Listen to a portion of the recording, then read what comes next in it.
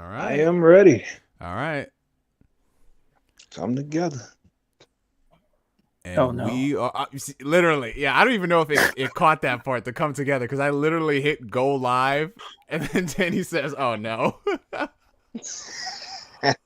That's that's certainly one way of starting the stream. Yo, what's going on, people? What's up? What's up? What's happening? Good morning, good afternoon, good evening, whatever time y'all may be watching this. Welcome to another installment of the NXP podcast. For many of y'all, this is probably the very first time y'all are tuning in. You're wondering what NXP podcast is. Well, NXP podcast, I'll have you guys know, is actually one of the longest running podcasts that I've done here on the channel, right? And if you guys can believe it or not, this podcast has been going on for 10 years. 10 years, you might ask, but we only have probably about 10 episodes to our name. That is the most on-brand thing. Literally, and that's why we're called the world's most inconsistent show, because we don't get together often, but when we do get together, we come together. And we have a great episode planned for y'all tonight because we are going to be reviewing Zack Snyder's Justice League, the Snyder Cut, whatever you guys want to call it. We're going to be talking everything, all the good, the bad, the everything in between. But before we dive into that, because I know you guys are dying to hear what we got to say, let me introduce the panel, my fellow brethren who are going to be joining me on this black and white monochrome journey, depending on what filter Zack Snyder wants to apply to this podcast. We got flanking on my left, my homie, my brother in arms, Danny D's World, Paf Geo Freed. What's going on, brother? I'm all right. How's everybody else doing? Hope you're ready for the most fair and balanced DC fan you will ever meet. Obviously, yep, that's me. Yep, completely. He actually is. He actually is. But you want to talk about fair and balanced DC fans. There is one person out here. Well, honestly, I want to say he's the biggest DC fan I know because he's the only person who keeps up with every single episode of a CW superhero show. And that does include Batwoman. Both seasons, mind you. We've got the homie, no longer young. He is now fully grown. Rots112. What's going on, Rob? Let me get into this slanderous shit you just said. Hold up. Number one, I gave up on all that shit. I gave up on all of it. So was this before or after you got through 2 seasons of Batgirl? I just want to know for posterity's sake. Oh, hell no. I ain't, no. Hell no, bro. I ain't touched that at all. Nah, I hung up my hat long before the end, man. I don't even watch The Flash no more. I literally only mess with that new Superman. That's like the best thing they got.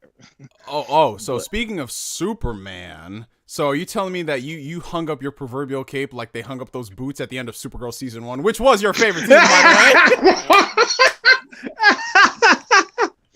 Oh, you did not just bring it back. I brought it back. Listen, this podcast. This is a celebration. This is a podcast. No. This podcast is us coming together. 10 years. Okay. Before he dives into this, while we give some people some time to join into the stream, you want to catch the people up to speed who might not be familiar what the boots is and why it's a joke. Oh my God! All right, real quick. Well, first of all, I guess I'll finish my greeting real quick. Yeah. I'm Rots112. What's up, everybody? I'm glad to be here again with my brothers talking shit, and clearly the foolishness have already started. Not even 5 minutes in. So real quick about the boot scandal. Bootgate. Because we're all comic fans. So even if you're not watching something, you kind of got feelers out on product about characters you at least know. So when the show Supergirl had started, I was curious as to what presence Superman would have in the show. And if you watched it, you know they didn't have an actor for Superman in that first season, but he showed up like 3 times. The first time he was completely CG and you saw his back. The second time he flies into the city and he got brainwashed from too far away and fell out the sky, so you didn't see him fully then. And that brings us to the third time they showed him. Oh man.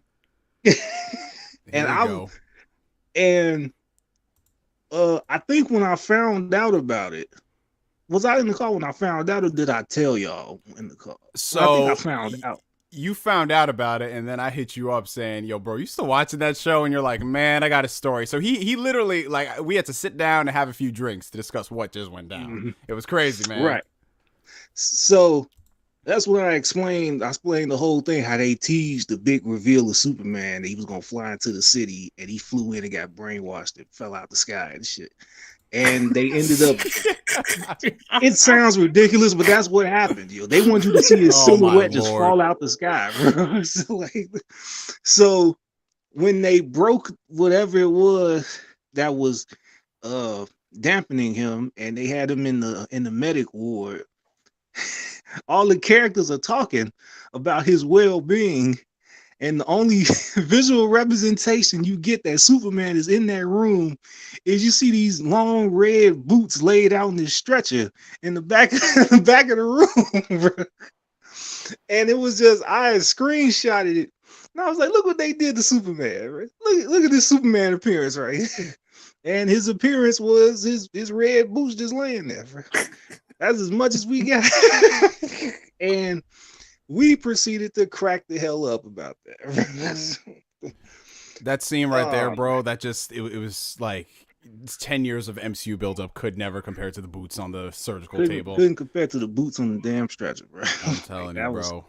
That is prime cameo material right there, bro. You know? So, go ahead. Nah, go ahead, bro. You finish this. I feel like you have to really unpack this, bro. Go right ahead.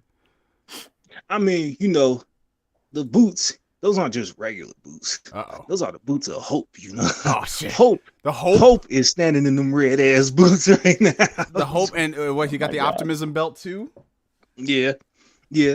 So, it was a very important, I mean, it put all other cameos to shame. Eat your heart out, Tony Stark showing up in the Incredible Hulk, all that stuff. Like, gone with that, man. Superman's red boots on the stretcher, bro.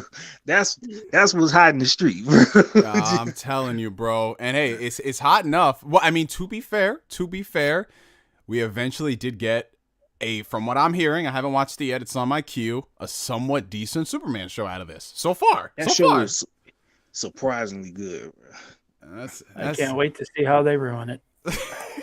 Well, it's the CW, so you probably got about 2 seasons before they drop. Well, it's going on break till May, and they sliding Supergirl in the slot. So, oh boy. Well, at the very least, it's going on break, so it's not like they're trying to drag this shit out.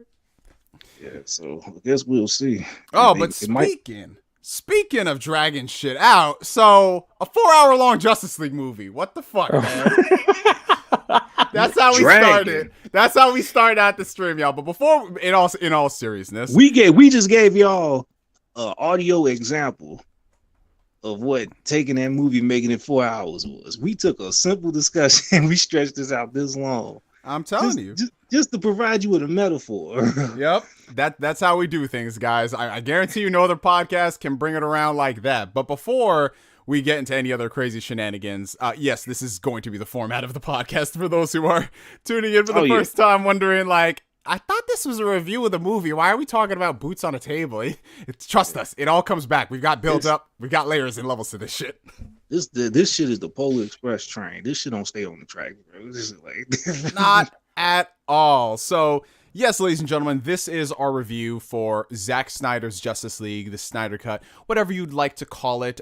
We have a couple of things that we are going to touch on. There is a format to this, but for the most part, it is going to be pretty free flow between any of the members, where if there was something that we were supposed to bring up, we didn't, and they wanted to reject it, we are going to do that. First things first, I do want to clarify this because I know we're going to get a lot of people asking. We are not going to be reading many of the comments during the actual review portion. We're going to be saving that later on down the road for like a post-review discussion where we can chat with you guys more freely, because we do want to get this podcast somewhere around the 2-hour range, because there is a lot of stuff that we have to hit on. But first things first, I do want to give a shout out to the homie Marcus Doyle Terrell, because he came through with the $5 super chat, and it is very topical because he says, oh, This ain't the Dragon Ball podcast. I'll see myself out. Yeah. That's another. I've been trying. He has been trying. He has been trying. But the thing about the Dragon Ball podcast is, and honestly, I would leave this up to Danny. I'm gonna put Danny on the spotlight for this, because that is purely, I feel, being spearheaded by Danny. So Danny, do you got the format and the structure for that? I'm working on it. I'm just trying to get it. No, you give me a time and I can get that done. Because the homie Marcus did donate last year for us to do that. So can we try to get that done next month? Yeah. All right. So you heard it here first, Marcus, for like the 88th time we've said this. The podcast will be happening next month, bar something crazy happening, like, I don't know, Godzilla and Kong happens in the real life. We'll see what happens. But yes, I'm telling you, and then Marcus will be like, "God dang it." I'm telling you, man. It's maybe it's cursed. Who knows? But this man, at this rate, he gonna end up giving us the budget to make the damn thing. Like, man, you got a movie budget. We could literally get a movie budget, and we could hire actors to play us to just show how we are just fooling around and not getting this podcast done. Oh God! But in all seriousness, ladies and gentlemen, Zack Snyder's Justice League. So, to catch anyone up to speed, people who are in the comment section who maybe are not too familiar with our stance, this is the weirdest thing, because I feel like every single person I've talked to when it comes to discussing the Snyder Cut, they always got to give you their backstory about like where they stand when it comes to the DCEU. I'm sure you guys have seen that before. Yeah, and I know exactly why too. For a very good reason, right? So when it comes to DC on film, at least the incarnation that started back in 2013 with Man of Steel, I think it's pretty much safe to say that it has been a jumbled and incoherent mess. Can you guys agree with that? Oh, definitely. Yeah, yes, I can definitely agree with that. Now, that being said, even though it has been a mess, there have been some interesting things done in the DCEU. Like, there's been some interesting approaches to particular storylines, and there's even been some movies that I've actually enjoyed. So I'm going to pass the torch around to the members so they can speak their piece on certain things. Me, myself, and I have not been the biggest fan of the Zack Snyder interpretation of DC. For obvious reasons, we've talked about it ad nauseum. I just don't like the fact that by movie 2, Superman is already dead. We have this homicidal Batman, and you guys know the laundry list. However, when we started getting into some of the solo films, I found some positive aspects. I thought the first Wonder Woman movie, while it might not have been the best film, I could rock with it for about like 75% of the film. Aquaman, I thought, was a lot of fun. And yes, it might not be the best written movie. That movie is just so wacky and goofy that I can't hate it. Like, I love how insane that movie is. And the fact that that film got made, I'm so surprised. Shazam, despite what people say, is actually my favorite movie in the DCEU. I think it's because that movie took me by surprise, because I was going into that movie expecting it to suck, because, you know, you see the trailers, you see he's flossing, things like that. It just looked ridiculous, but I came out of that movie really loving it. Birds of Prey, what the fuck? Suicide Squad, what the fuck? So, I mean, it's safe to say this all over the place. That being said, I'm still kind of excited for some of the stuff that they have happening. You know, like the Matt Reeves Batman movie seems pretty interesting. Aquaman 2, if James Wan just dials down on the script and it's great and it's just that crazy, I'm all for it. We're not going to talk about a sequel that took place in 1984, but yeah, I want to pass the torch over to the homie Rob, since we kind of introduced you as the DC guy, the CW fan. What have you thought about DC on film for the past 10 years, man? I still denounce that slander, but I'll go with it. But nah, for real though. Oh boy, let's see here. How can I say this? The DCEU, right off the cuff, my favorite is still Man of Steel, easily. It's Man of Steel. Ironically, the first movie is still my favorite one. It was just something about that movie, and I think a lot of it hinges off it being the starting point. And plus, I don't care what anybody says. You can't find it no more. But Man of Steel was gonna be the beginning of something different. It changed after that. So that's my favorite. But past that point, I really did not like. I didn't like the idea of giving Snyder the entire DC universe. I mean, let's be real. The real money would come in the crossover. So regardless of what happened in the solo films, under his eye, the crossovers will dictate. That's the real money right there. So I really didn't like where it was starting to go in Batman versus Superman. I'm not even gonna start on that one. That created a lot of problems. See, the thing is, a lot of long-term problems were created, and I would like to get in that more. I'm not gonna get into that now. I'll definitely jump in that more later. A lot of long-term problems were created, but just to go down the movies, I didn't like BVS. Suicide Squad, like you said, what the fuck? Wonder Woman. I enjoyed it. I thought it was okay. I thought it was fine. I think what else was there? Aquaman, I watched it all. It was fun, but it's like I haven't watched it again. Shazam, I ended up liking it, but again, I haven't watched it again. But it's not like I don't hate it. It just had to make me watch it again. And am I missing something? There was a movie that took place in 1984 and a movie that's rah rah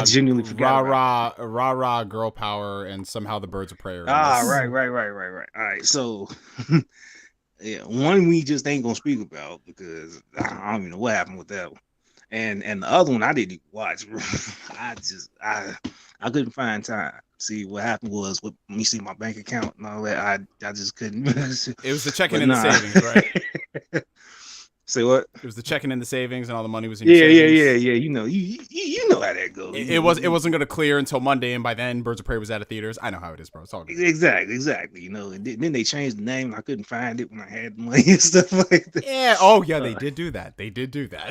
Yeah, they changed the name. Thing that was gonna do something, but hey, you know. So yeah.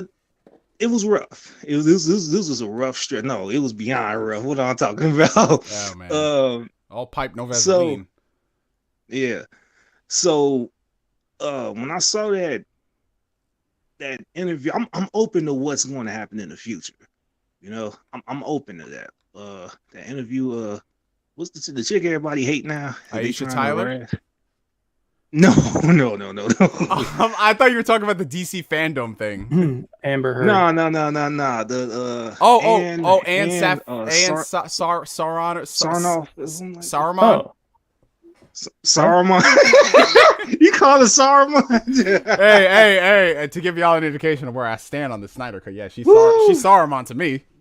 Oh man, you wild, bro. But like, just in regards to her saying they finally did what they should have, and basically they're making Jim Lee the Feige, the one to oversee everything and stuff like that.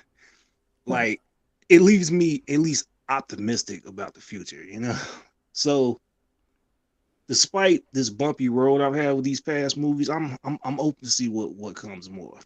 But overall, I kind of don't like this hot take of the DC universe, but that will not affect my review. I just want to state that I'm going to speak very clear and concise about how I feel about this movie. I do have some grievances though, but I'll just pass it on like that. I feel like I've been talking too long about this. Danny. Oh boy. Oh, here we go, y'all. Get ready. Here we go. All right. Well, I'm just gonna straight up say it. I really liked Man of Steel. I thought it was a little bit of a rough movie, kind of rough around the edges. Definitely, would have changed a couple of things about it, but overall, thought it was a really good movie. Thought it was a good introduction to Superman and to a shared universe. I thought for sure that we were going to get, in the future, an actual cohesive universe. It made me excited. Because, Marvel was doing good. DC was looking like it was going to do good. had me genuinely really excited as a fan, you know, and then BVS happened, and I'm just gonna say there are very few movies that I have seen that have actually had me almost in tears based on how angry I was. Angry, And I was viscerally angry about that movie. Like there's so much that just plain offended me. And then, you know, to sit there too and, you know, try to talk about it and then be told, oh, you're a fake fan. You were always a hater. You wanted this to fail, yada, yada. You're mad it's not Marvel. You know, have it hand waved and then have other people, well-meaning, but still hand waving away my concerns with, oh, just watch the extended cut. That'll fix every problem you have with the movie. And it's like, oh god, you're not listening to the problems I have with the movie then, because it didn't fix nothing. And like it might have tidied up one or two small complaints, but for every complaint it tidied up, it introduced another one. But that's nitpicking. My problem was with the core of what they did with that movie. Mm-hmm. And after that, I said that I am really struggling to find myself caring to move forward beyond this, you know? And then I tried to sit through Wonder Woman. I did finally see that. And I sat there watching it, and it just struck me as so weird how the continuity of this movie just did not line up with what they were saying in Batman v Superman. It ends with her, you know, still being active in humanity. It acts with her, you know, wanting to be this hopeful figure, refusing to give up on them, yada, yada. And yet in BBS, it very specifically said, you turned your back on us for 100 years, you know? Mm-hmm. And I struggled to see how those two line up, and I still do. I mean, especially with Wonder Woman 84 and how that's supposed to line up with. Oh, that made it even worse, bro. Oh, yeah. Excuse me. But after that, I basically said, you know, until they get their act together and figure out what they're doing, I'm done. I have no interest, no energy, no time or money to sit through any more of these.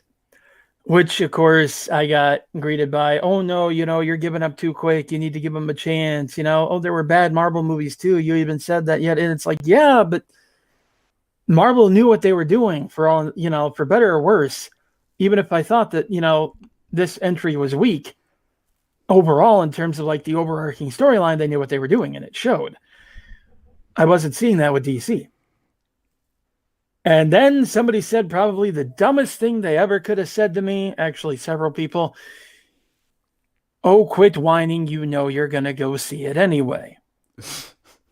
You know you will pay to see it anyway. For the record, people said the same thing to me when I was upset about Iron Man 3. Guess what I have never watched to this day, just to prove that, no, I won't just see it anyway. I have still never seen Iron Man 3. I do not intend to. I will read about it. I read about it to get what little information from that movie was necessary for the wider universe. Beyond that, no, I haven't bothered with it. So I did. I passed on Aquaman. I passed on Birds of Prey. I passed on Suicide Squad. I passed on Birds of Prey. Everybody. I don't even know anyone. I only know like 3 dudes who actually seen that movie, bro. I have read about them. I have seen clips of them that people upload online, mostly because they autoplay. But in terms of actively seeking these movies out and watching them, no, I have not. I haven't bothered. To be perfectly blunt, watching the Snyder Cut was something that I did mostly kind of as a favor to Chris. And it's the first thing I've seen since Wonder Woman. Damn. Yo. See, well, there you go, ladies and gentlemen. That should catch y'all up to speed on us as it pertains to DC for the past couple of years. Some of us view it more favorably than others. So going into Zack Snyder's Justice League, this is just another example of how disjointed and how discombobulated everything is at Warner Brothers. Because let's just put this into perspective, right? when you strip away what happened with Zack Snyder in his personal life, when you strip away the disaster that was Justice League 2017, here we are almost 4 years later, we're getting a glorified director's cut of that movie, and we still don't understand what DC is supposed to look like going forward. Like that's to just put into perspective, like this is the sort of thing that you see done 20 years later, like with the what was it, the Richard Donner Superman cut? Like you see that done 20 years later, like, oh wow, that's awesome. Not something that's done 4 years later. So in terms of how this is going to stack up with the universe as a whole and our own personal interpretations and what we think about this, it's going to be weird. So there's going to be a lot of things that I'm sure we talk about and we express our interest that if you were to compare it to other movies, you'd be like, wait, why are you harsh on this movie when this movie did the exact same thing? Context is 100% key when it comes to Zack Snyder's Justice League, because going into this, I think it's pretty much... Danny, I don't know if you've seen 2017 Justice League. Actually, that's one reason that I feel like I kind of wanted to get in on this, because I'm going to be coming at this from the point of view of someone who did not actually watch the original cut. Oh, perfect. That's awesome. And Yep. Rob, I assume, well, obviously you've seen Justice League. Yeah, and I actually just saw it for the first time last year. I mean, I had a lot of opportunities to see it, sometimes even free because people were playing it at work, but I was like, no, I'm not going to do that. You know, it's just, it doesn't entice me. What am I going to get out of this? It's a waste of 2 hours. But I was bored during quarantine last year. It was on HBO Max. I was like, all right, what harm can it do? I've seen a lot of bad movies in my day, you guys, but nothing comes close to that. And I'm not trying to be hyperbolic and say, yo, it's like one of the worst movies ever. But that, not even talking about it as a superhero movie, when you take away all this cape shit, that is one of the worst movies I've ever seen. From, like, first off, the story of it does not make any sense. Characters in this universe are so out of character, even though they were out of character in the last movie. The pacing is all types of fucked up. Characters here are in this movie for no reason whatsoever. Some only have 2-3 lines. And by the end of it, you're wondering, what was the point of all this? Like, where's the vision? Where's the vision in this case? So when I saw that Zack Snyder was coming back to do Justice League, his actual vision, I'm not gonna lie, you guys, I was excited, albeit a little cynical, but I was still very much so looking forward to what they could give us. Now, in my personal opinion, right, this is gonna sound very weird, and I'm probably gonna be the only one in the podcast, I actually really liked Zack Snyder's Justice League. I really did. Now, there are some asterisks I have to throw around there, because just because I enjoyed the movie, that doesn't necessarily mean I think it's this great genre-defining masterpiece, like a lot of people are throwing around, how this is somehow better than all Marvel movies combined, how this movie, it was like, you know, the usual stuff people throw around. It got really egregious with BVS. Like, this is the next phase of cinema people were throwing around. I think that Justice League, first and foremost, I think it's a better movie than Batman vs. Superman Ultimate Edition. I think it's less offensive than that movie, because that movie literally insulted your intelligence. Like, I don't care if you like that interpretation or not. It insulted your intelligence by just having characters act like that when you know these characters don't act like that in the comics, you know? But in this movie, I was watching it, and for what it was, I could vibe with it for the most part. Like, I really enjoyed it. Now, granted, my expectations are very low, rock bottom, because we're coming off of 2017 Justice League. But that being said, for what this movie did, the story that it was trying to tell, there was nothing about it personally that I would be like, nah, fuck that shit. I'm done with DC. I as weird as it sounds, I'm excited to see where this universe could go. Now, I'm not excited as a DC fan who knows these characters deserve better, who knows that these type of stories have been done better. Like with Marvel, for example, if you wanted to tackle having a Batman versus Superman storyline, you could have done that and it could have been impactful. Why? Because Marvel did that with Captain America Civil War. I know people hate comparisons, but this is literally what it is. You know, we saw the blueprint. It's there. Like, we did not need to have Batman and Superman fighting in their second movie and then Superman dying. It was not necessary. Now, obviously, me saying all that stuff and saying I like the movie, it kind of sounds pretty contradicting. Like, Neo, it literally just sounds like you're hating it and you're trying to save face. It's weird. Like, I have like complex feelings about this where I know it's not as great as it could be, considering we're judging it based off of something that's already terrible. But if this is going to be the vision and this is what he wanted to do, I kind of want to see it through to the end. I want to see what he could have done, the entire story, mainly so we can shut people up saying, oh no, you just need to wait till the real Snyder Cut comes out, or Justice League 3, 4, 5. The weirdest shit I think I read, and then after this I'm going to pass it over to somebody else. The weirdest thing I heard about somebody when it came to this movie was someone had a quote from Zack Snyder saying that his entire story arc was a 5-part trilogy, which I don't know if you guys can count as well as I can, but how you have a 5-part trilogy? I'm really confused about that. But anyways, let's move it over to Rob. All right. So obviously you saw Justice League as well, and I'm pretty sure you had a lot of things to say about that one. So going into the Snyder Cut, after hearing for 3.5 years straight that, yeah, just wait till the Snyder Cut comes out, then you'll see. What were your thoughts going into this movie? Mm-hmm. All right. So this was the thing.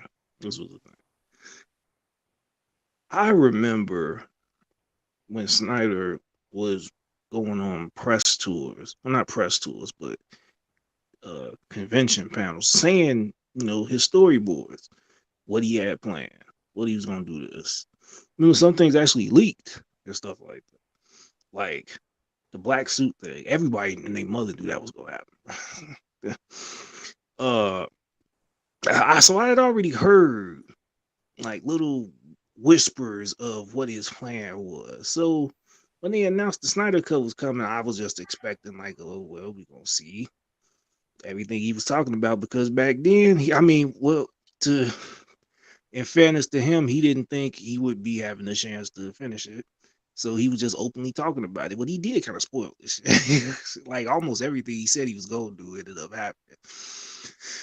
So when I heard the Snyder Cut was happening, my thought was just, well, at least he gets to complete his thought. At least he gets to complete his idea. Hopefully it's going to be better than the 2017 movie, which was just. I actually got a lot to say about that 2017 one. I'm gonna slide that in later though. But I'm not gonna get too far because it's been a lot of capping going on that we got to address. But we'll get into that a little bit later. But I was saying, like, at least it'll be a better movie, but at the same time, I was kind of just somewhere in the middle, just because I've been burned by this take of the DC universe, and this is 4 years later, man. It's like I'm not looking at the past no more. I'm not looking at this. That's why I would go ahead and say, Chris, me and you were kind of on the opposite sides, where I would say we need to look at this shit as closure and move the fuck on. Shit like that. Only because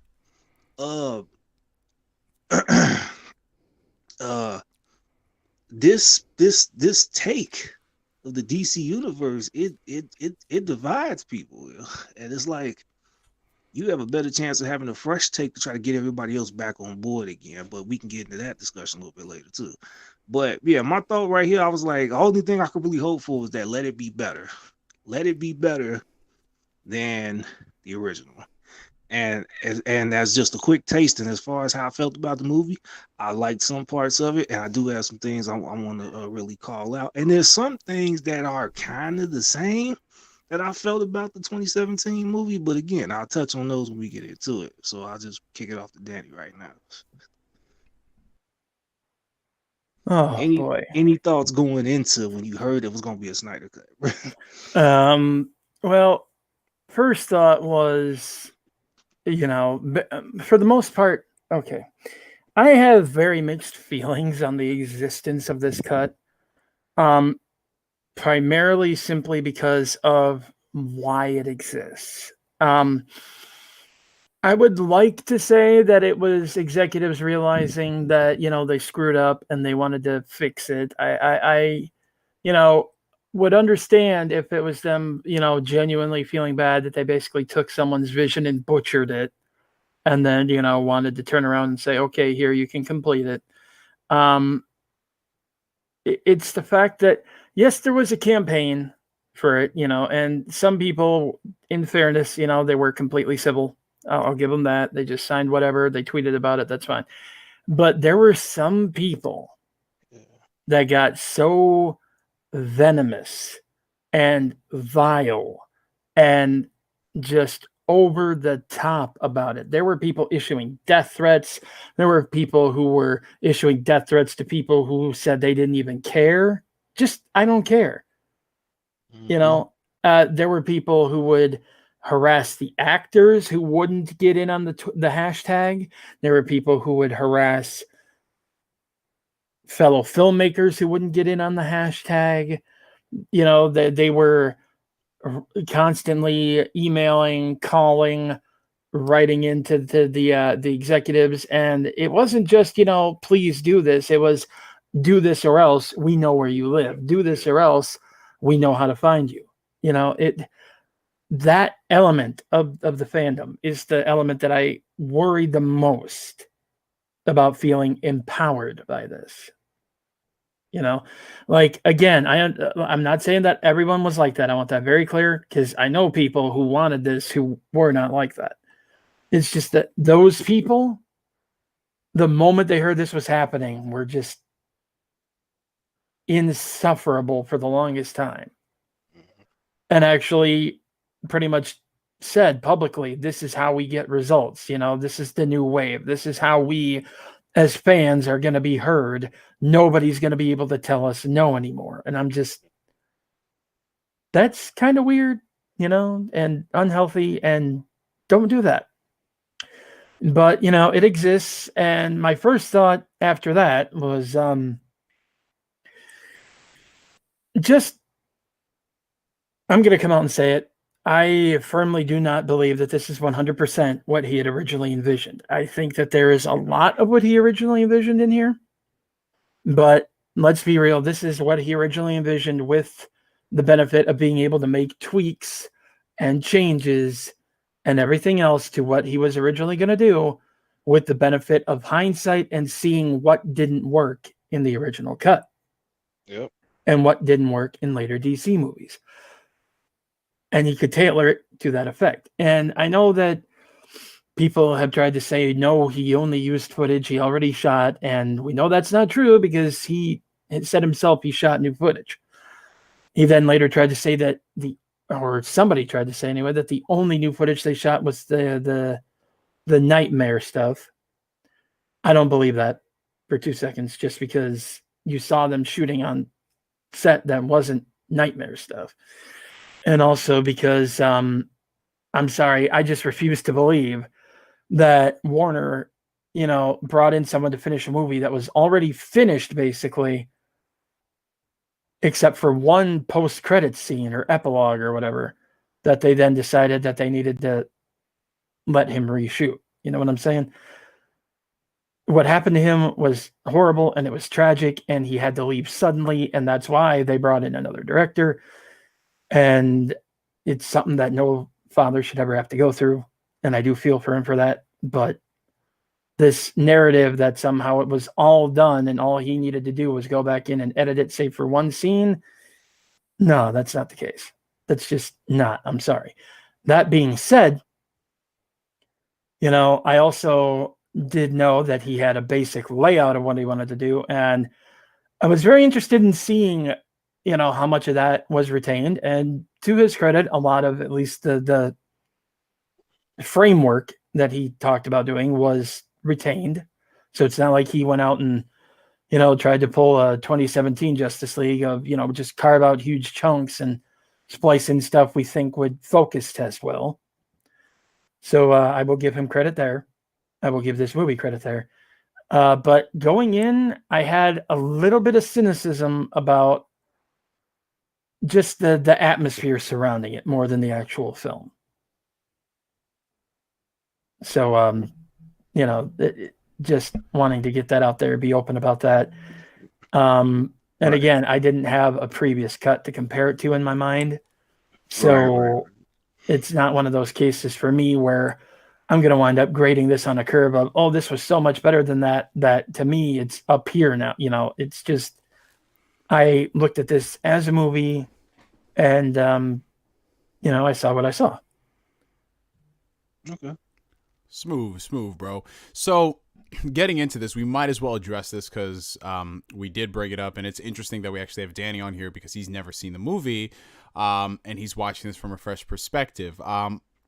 The thing I think a lot of people have to realize when it comes down to this particular version of Justice League, this movie, the only people that this is really going to appeal to, for the most part, obviously you're going to have some outliers, are the hardcore fans. So, of course, it's going to be the people who like Zack Snyder's movies and people who have an interest in superhero films. And that's done for a very specific reason, because I might be going out on a limb here, but I don't think that this was actually pushed by Warner Brothers. I actually believe that this whole Snyder Cut becoming a reality was pushed by AT&T and HBO Max, because that's why they announced it, to try to get extra kick exactly. on that. And the more you look into the way WB is talking about it, because if WB was truly excited about this, because just to let you guys know, in Hollywood, they don't ever do stuff like this. You have director's cuts that come out that have maybe a couple minutes of new footage. We're not talking about movies that are drastically different. Like this doesn't happen, especially when you talk about the change of regimes. It was a different regime that existed when the original Justice League came out versus now.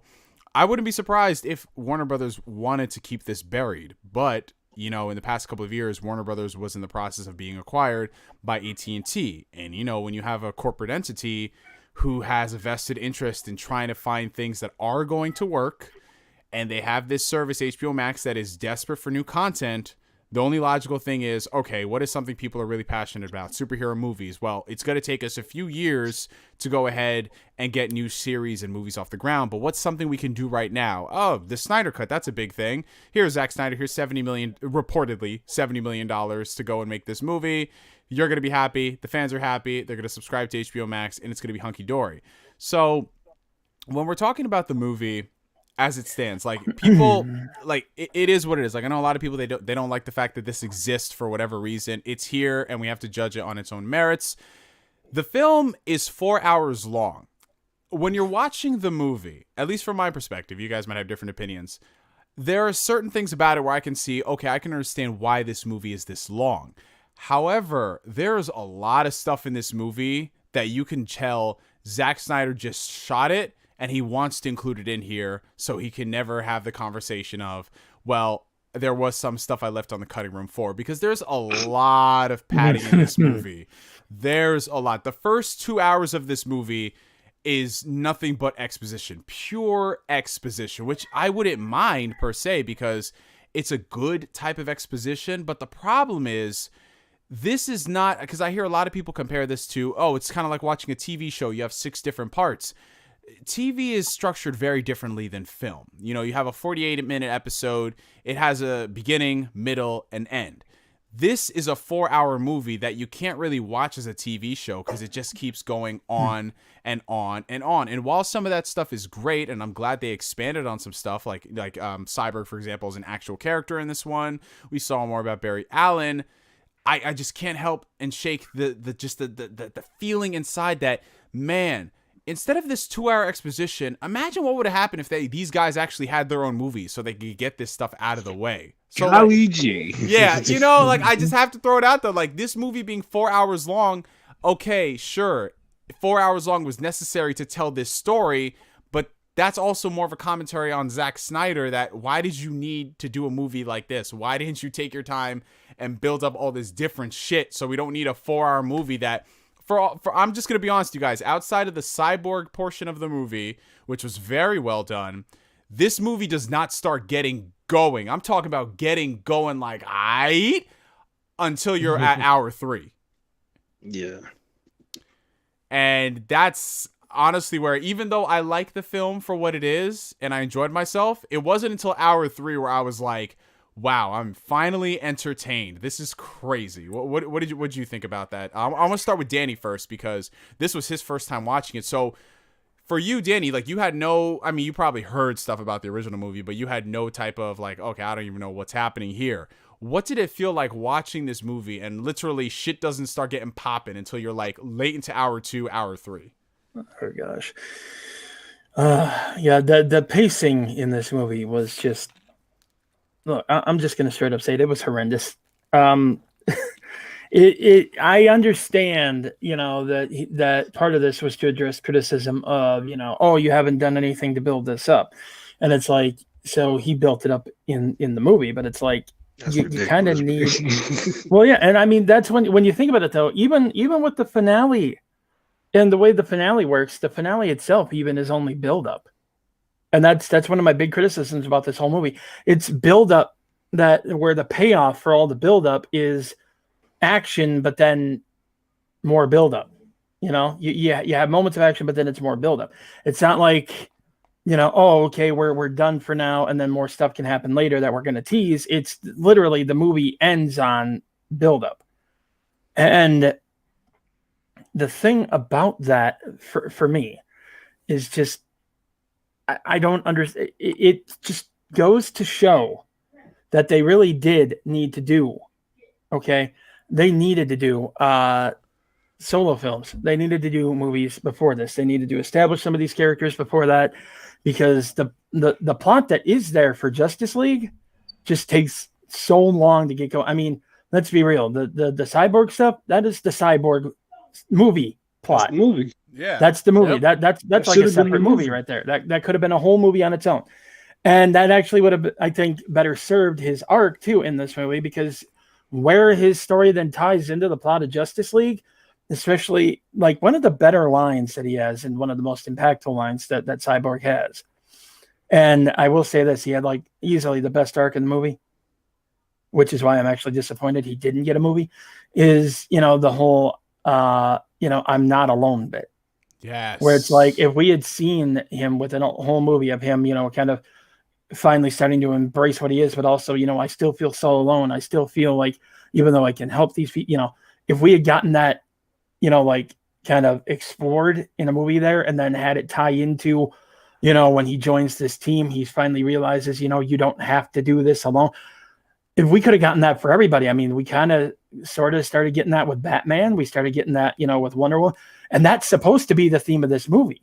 But the problem is, you only ever really see it tied in with Cyborg, and the part of that's because, his movie is a movie within the movie, but everybody else just kind of, I mean, they tried to do stuff with the Flash, but oh boy, yeah, that's a whole topic in of itself. Yeah, we more on that later, but but it's just, I wish that they had done this stuff outside of it. I think that would have helped the character arcs a little bit better. They'd have flowed a bit better.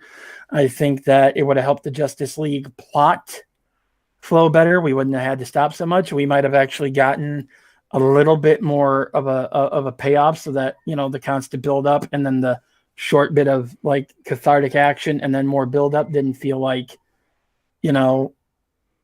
why didn't I get more of this and, less of all that. And I don't think the slow-mo helped. Oh, God. Yeah, and just so many sequences that were completely unnecessary to the film, like that whole scene of Aquaman walking out on the pier, stripping his shirt off with that song playing, and then tosses his arms up and the waves sweep him. That, you did not need that.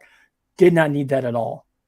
And some of the insert songs, too, that they just went with, it's like, did that really serve that? Or was that just because, I like this song and it kind of fits what's going on, so I'm going to use it? Yeah. Real quick, I want to say something real quick. Mm-hmm. Shout out to this YouTube channel, Double Toasted. Y'all need to watch that if y'all don't. I can't even act like I can take their line. The host of that show, Corey, he said Zack Snyder was in here making music videos. I was done. I'm like, yeah, absolutely. Videos, like almost every member of the league has like some type of an insert song, and At first, I can understand in the beginning. Okay, yeah, you're an auteur. This is your style, which, again, it comes back to our issues with Zack Snyder as your creative. But when it just gets so ham-fisted, and guys, this is I hate a lot of people that they keep throwing around this TV shit. Watch it in chunks. It's a 4-hour movie. You can't watch it in chunks because you don't like. I can watch an episode of a TV show and be satisfied. You know, it can leave me wanting more. It's made to be fed to you in chunks. Exactly. But when I see the excessive slow-mo, and people always said, you guys are just nitpicking. You're just so negative. Somebody actually counted how much slow-mo was in the movie. They sped it up to what the movie would actually be like if it was in real time. It shaved off like 34 minutes of the movie. So it was about 30 minutes. That meme is, oh my God, the meme is true. It's legit. Oh my God. I'm not even joking. Maybe it's 30 maybe it's 30 minutes. Maybe it's 30 minutes. Maybe it's 27 minutes. But the point remains, the slow-mo was so excessive, and that's my problem with Zack Snyder. He has a vision. Like, I can't deny that he has a vision for stuff, and a lot of the stuff that he crafts is cool looking. But here's the thing, you guys, and I don't know if many of y'all are young or whatever, but just because something is cool, that doesn't mean it's okay. When you sit on something and you think about it, okay, here, perfect example, spoilers for a 2-year-old movie that everybody around the world has seen. When Captain America wielded Mjolnir, when Captain America said Avengers Assemble, do you know why people flipped their shit? Lost it? Lost it, exactly. Not even. They went insane, ballistic, crazy. Was because you built it. It wasn't the fact that he said Avengers Assemble or he wielded it. Like, that stuff is like, oh shit. It was the build up and the payoff to that. Zack Snyder, he says, fuck the build up. Let's do all the cool shit. Yep. It doesn't work. And I want to go ahead and y'all know I've been holding this shit accountable ever since he said it in that interview. When he said he wanted to put as much as he can in the BVS because what? Why not? And I'm like, those 2 words about to kill all this shit. Mm-hmm. Why not? All right, so I'm gonna pass it over. I'm gonna pass it over to you, Rob. Go ahead. So the length of the movie, Zack Snyder as a creative. Okay. All right, so we got the music video thing out the way, so that kind of just shortens what I needed to say considerably because that's basically what it was. Yeah, the slow-mo, it was too much of it. There's select moments where it worked. I think the slow-mo worked its best in that Wonder Woman fight where it would stop, it then speed, and then stop for a second. I think that was its best. But then again, that was probably one of the best fight scenes in the movie. How can I put this? I see so many people talking about they didn't feel the 4 hours go by. Well, to be honest, you were probably just enamored by and I'm not saying this is everybody. I'm saying if you're a diehard Justice League fan, you gonna sit there and look at that motherfucker. You probably not ain't gonna know this time gonna go by. So that's just the thing. If you're a DC person or specifically a Justice League person, or even one of those characters or one of your favorite characters, of course you ain't gonna know this time go by. So me, I was aware how much time was going by. I was aware that there was moments where I felt like, yeah, we should be, getting around that corner. An hour, damn. Yo, like, bro, like an hour, damn, shit, bro. When we got to the 2-hour mark, I remember distinctly. I actually texted Gabe this stuff. For those who know, Shut Up Gabe, the Discord manager, and I was like, bro, I'm 2 hours into this movie. I don't think anything has happened. He's just like, yeah. If this was something that you actually only had a limited amount of time for, don't watch it. Like, that's what that's the consensus we got to. Like, if you literally were like, I only have 4 hours and then I have to rush to do something. The fact that you're 2 hours into this 4-hour shit and you haven't accomplished much. And again, I know because people are going to throw this around because it's like, aren't you guys fans of The Lord of the Rings and you hype up the extended editions? The Lord of the Rings is all one big movie. It's one 12-hour movie. This is a disjointed, disjointed like first act with Man of Steel, disjointed second act, and now we have this. The Lord of the Rings is not 2 hours, and then suddenly 4 hours. It's 3.5 hours. Next part is maybe a little longer. Next part's a little longer. It's gradual. It just doesn't make sense. Yeah, like this was all just his choice. Like, I like how you threw it out there, Chris. Like, he made his choice to doing this so he could just flat out say, I got nothing left on this flash drive. I got everything out there. Was that the same flash drive that conveniently had the Justice League logos, even though we didn't know these guys were members of a league yet? Oh my god. The logos, they still kill me. I specifically remember though watching this movie. I forget what scene it was. It was somebody like driving out in the countryside. Looked at the clock and it was like an hour and like 51 minutes had gone by, and I was like, how am I not even halfway through this yet? Not even. The drag is no. Snyder and his movies have this weird thing with time, because remember when you watched BVS and they was doing the fight, I was like, we here already? But it's like, it feel like it's been longer than that. Yeah. It's like, I don't know. His movies have this weird thing to do with time real quick. But I really don't think, and this plays into a whole nother thing that I kind of brought up before. I don't know if I should bring it up now or until after we probably save it. Yeah, okay. So just to keep it to the length, because I'm assuming after we do length, we're gonna do characters next. Yeah, we're gonna go into characters. All right. So yeah, strictly about the length there. I was very well aware. There was moments where I figured like it was getting ready to wrap, and we still had another hour and stuff like that. Yeah, it didn't need to be this long. And I only shudder at the idea if they would have went with that whole 6-episode thing crap. Like, what the hell was that going to be? Oh God, when they released it like week to week. Oh God. Yeah, they were trying to pitch that as a mini series, and I just man, I can only imagine how mad I would be if you put like 2-3 of the music videos and that was a quarter of the time, and I got to wait a week. You already know that's what it'd be. If this shit was weekly episodes, most of them episodes gonna be set shots or shots of people looking at stuff, just people walking. Just people walking into. So Mr. Sunday Movies brings up a great point. If you guys haven't checked out their review of Justice League, Zack Snyder's Justice League, it's amazing because they literally said this movie is shot in a way where it's like these people they enter rooms.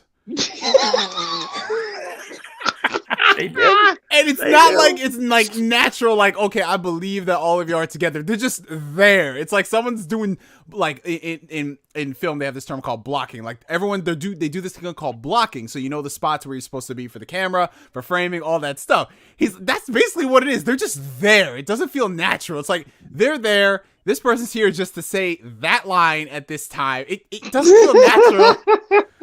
It's just weird, bro. It's weird. It's like everybody that's in the scene is in the room, bro. Like that's just like that's too convenient, bro.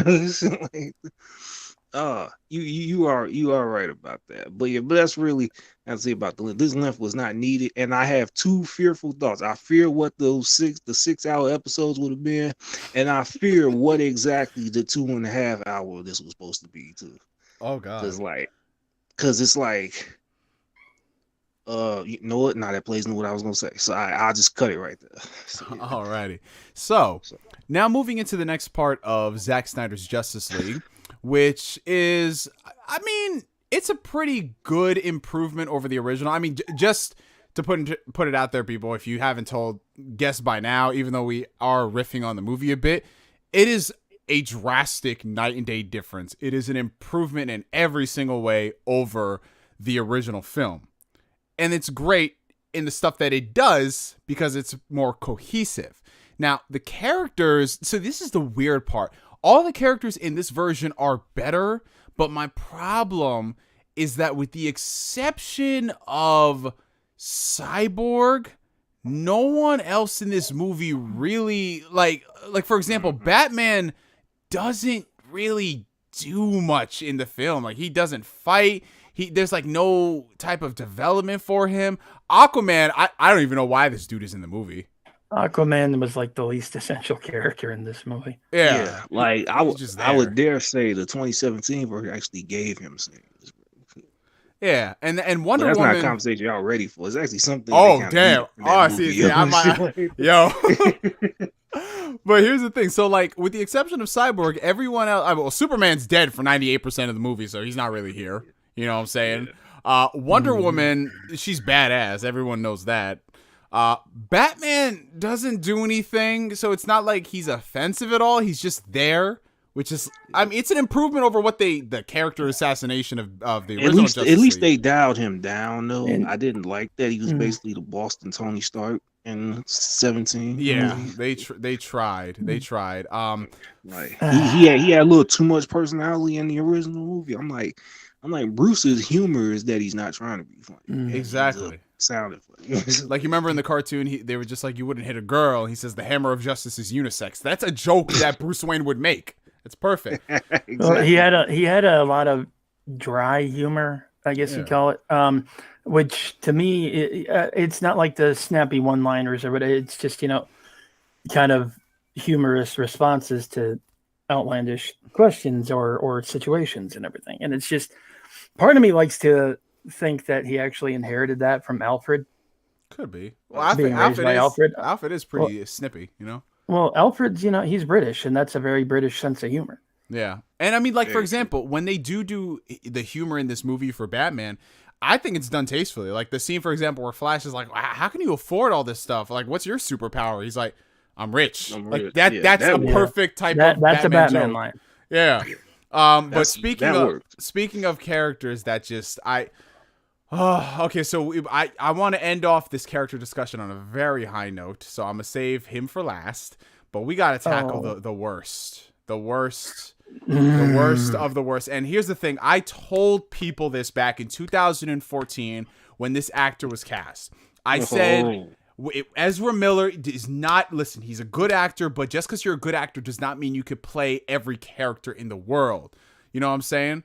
Like John Bernthal, incredible actor. Would I cast him to play the Flash versus the Punisher? No, I wouldn't do that. No. So Ezra Miller, I hate it. Well, he was barely in the 2017 movie, so I couldn't really say. But here, he's got more lines of dialogue. This was the biggest character assassination, the biggest miscast of a character ever. He has one good scene in the movie, because I know people are bringing it up. He has one amazing scene, which is amazing. But that does not supersede 3 hours of this dude who's in his 20s but acting like he's 15. Bro, Tom Holland, Peter Parker acted more mature than this almost 30-year-old person they're trying to pass off as Barry Allen. Yeah. Yeah. Not to mention the fact that they turned him into a creepy stalker. Oh God. Like, it's just like you're supposed to be saving. Okay. You're supposed to be saving someone flying through the air to their inevitable death after their car just got totaled by a truck. And you take the time to just stare at them longingly and stroke their face and rub their hair. It's like, creep. You're a creep. Yep. Go. It's one thing if, and people ain't gonna like this, but it's one thing if that happened and like there was the prior relationship with Iris, like the Barry and Iris in the show. They were like step siblings, who knows how long, so they knew each other that long. So he was kind of already secretly crushing her. This is like the first time he glanced at this girl. Can I bring up an excellent comparison? Like, since we're talking about being a creep and stalker, you want to know another way to have it done tastefully? And it's already been done in a movie. Amazing Spider-Man 2, when Peter was keeping tabs on Gwen. Oh, bro, I still can't. Yeah. People tried to label that stalker behavior, and I'm like, Spider-Man's done that in the comics, bro. Well, it's not just that. It's not like he's actively following her. He sees her when he's on patrol, and it brings back memories. And it's like, that's gonna happen. Yeah. So the moral of the story is that he had just seen this girl, and he's already doing creepy stuff. Like, I don't care if this was supposed to be some weird homage to 30s romance or some shit like that. I have no fuck off. idea. I have no idea, but we are in 2021 and it was creepy. And then there's the hot dogs flying. People are trying to deconstruct this scene saying, oh, he needed that for his dog walking job later. He was being strategic. Like, no. A meat snack. A meat snack. Bro, you got to read between the lines. Zack Snyder is not this auteur who thinks like symbol. No. Yeah. I just Exhibit A, Zack Snyder's thoughts on Batman Begins. Who the heck? Oh God! Who the heck? Please don't calls don't, a hot dog a I'm meat just snack. all I'm gonna say. That just still bugs me. So the hot dog flew by your head right as you were staring hornily at this chick. Yo, get the fuck out of here. No. That's just not cool. And just in general throughout the movie, you question why this dude is even in the league, other than the fact that, all right, well, we need anyone that has superpowers. So it's just like, yeah, fuck it. You know what? Yeah. Can we talk about the fact that the scene that everybody insisted was Whedon and Whedon's writing and Whedon was actually Snyder? You motherfucker! You took it out of my mouth, bro. Are we talking about the meetup with Bruce? The recruitment scene, yes. Oh God, yeah. Everybody insisted that was Whedon and that was going to be fixed in the Snyder cut, and no. My second favorite chair, like, bro, cat's out of the like this. Cat's out of the bag. Let's go in and just put this on the table right now. The way I say it was a lot of capping going on. It was a lot of scenes, y'all. Well, not y'all, but like the fanboys out there said. Oh no, they assembled on this video. They assembled on this video. I see them. We already got like 6 dislikes. Yeah, well, well, fuck it. Then it was a lot of capping y'all was doing, talking about. There was so many scenes y'all said. Well, that was Whedon, and clearly he ruined it, and it was Snyder's, bro. it was so many scenes. A lot of you realize how much of that movie is the same movie, bro. Yeah, it is. I mean, obviously, you know, they added things, and I know. I mean, look, they couldn't change that whole movie in 5 months. A lot of shit they did do was in post. So there's a lot of scenes that are the same, just aspect ratio might be different. Something might be zoomed in. The color was sucked out. And oh my God. And so there was a lot of scenes that were the fucking same. But oh man, there's also, when it comes to Barry, the inconsistency of how he's characterized. Like, he'll be all childish and like wide-eyed and like this almost little kid figure when he's around the other league members, and yet those scenes of him with his dad, you know, he was a lot more serious, he was a lot more mature.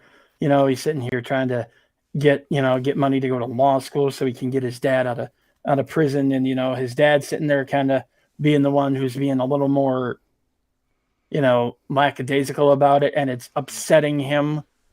And he's sitting there like pounding the table and like, you know, take this seriously. You know, why would I want to do this? Why would I want to get my father out of prison for murdering my mother when he didn't? You know, just almost like a night and day difference in characterization there. Yeah, I've been spoiled by the show when it comes to Barry. Yeah, we team Grant Gustin over here. Yeah, but it's like they killed that shit specifically with his father. Like, it also kind of bugs me how I'm gonna just say it kind of bugs me how he was almost written like a stereotype of someone who was on the spectrum rather than someone who actually was. And that's what bothers me, because I had that suspicion too. It was plain as day. But because my thing is, I understand. Okay, here's the thing. I understand. I'm not saying I agree with you. I understand what he was potentially trying to go for. He masks his trauma of his dad. Well, first off, his mother being murdered, and then his dad being framed for it. He masked that trauma by being so bright-eyed and bushy-tailed. Guys, I understand that, but remember, this dude, they didn't know how to play him, whether he was 16 or 26. They had to make up their fucking mind. It's inconsistent. It's total inconsistency. Like, when you see Peter Parker going through trauma and shit, and then you see how he acts in response to the trauma, it's not a night and day difference. Like, it's a 180. So this, I couldn't buy the fact that, okay, he's going through, I could buy the stuff that he's going through shit, but when I see him being like, every room he walked into, whoa, wow, whoa, bro, stop it. Like, stop this shit, bro. I'm sorry. Like, you're too old for this shit. Yeah. Yeah, definitely. And since we on it, man, yo, his power specifically, they gotta work this shit out because he it's like, okay, we get it. His power is labeled as super speed, but so many of his scenes is shit just stopping and him moving normally though. That is not a good showcase of super speed, bro.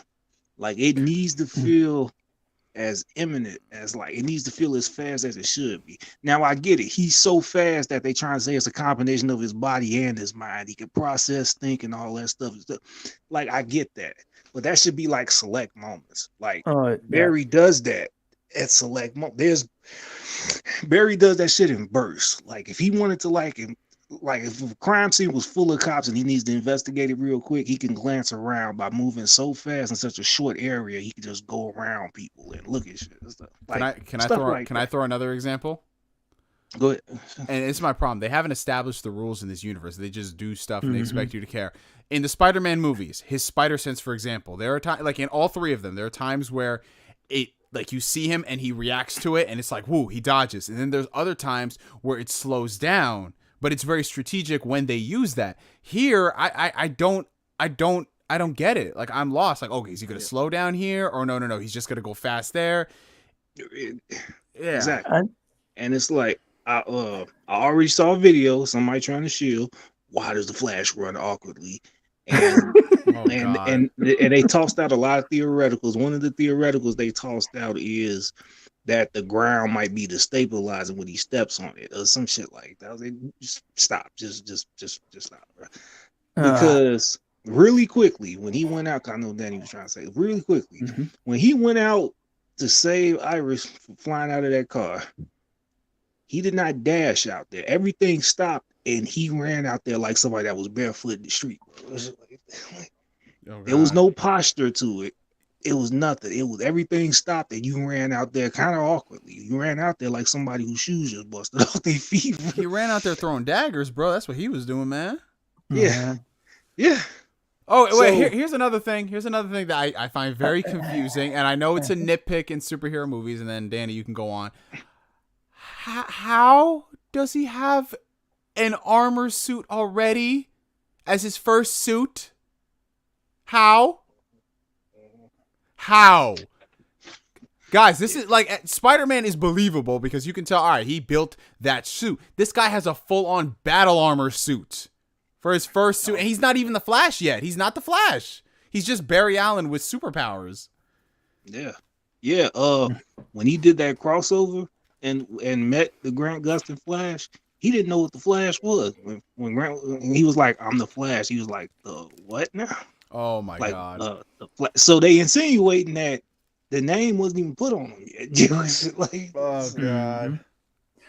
But Danny, go ahead. He didn't know what the hell he was talking about. He's like, "Your suit kind of looks like mine, but not really." I just wish they would have done more than let him poke things really hard. Yeah, poke the sword. Like that was. Well, it's like that's what he does for most of the movie, you know, and just run out and poke stuff, and it's like. Okay, you know, but it's like, do we really need like a 30+ second slow-mo sequence of him just running and poking something and then inevitably tripping and then slamming really hard into a wall? This man tripped so much, man. I know, and it's like, how am I supposed to buy this dude as being a superhero who runs when he's like clumsier than me? If they had done that in like again, this is where a solo movie would have been useful, you know, him struggling to get the hang of that power. That would have been great. But like it all kind of ties into the fact that, again, for every single time that he has to run, it's this long extended slow-mo sequence where he's moving at almost normal speed and everything else is just super slow. And there were so many times where it actually would have been served just fine by showing him like just, you know, being a blur, and then, you know, stuff's done or whatever. In fact, it actually might have been more effective. Exactly. Especially in showing how that looks to other people, you know? Exactly. I will say that about the only effective poke I'll give him was, aside from the whole mother box thing, was when he actually tapped Diana's sword back at her. I like that scene. Yeah, that was good. That was cool. But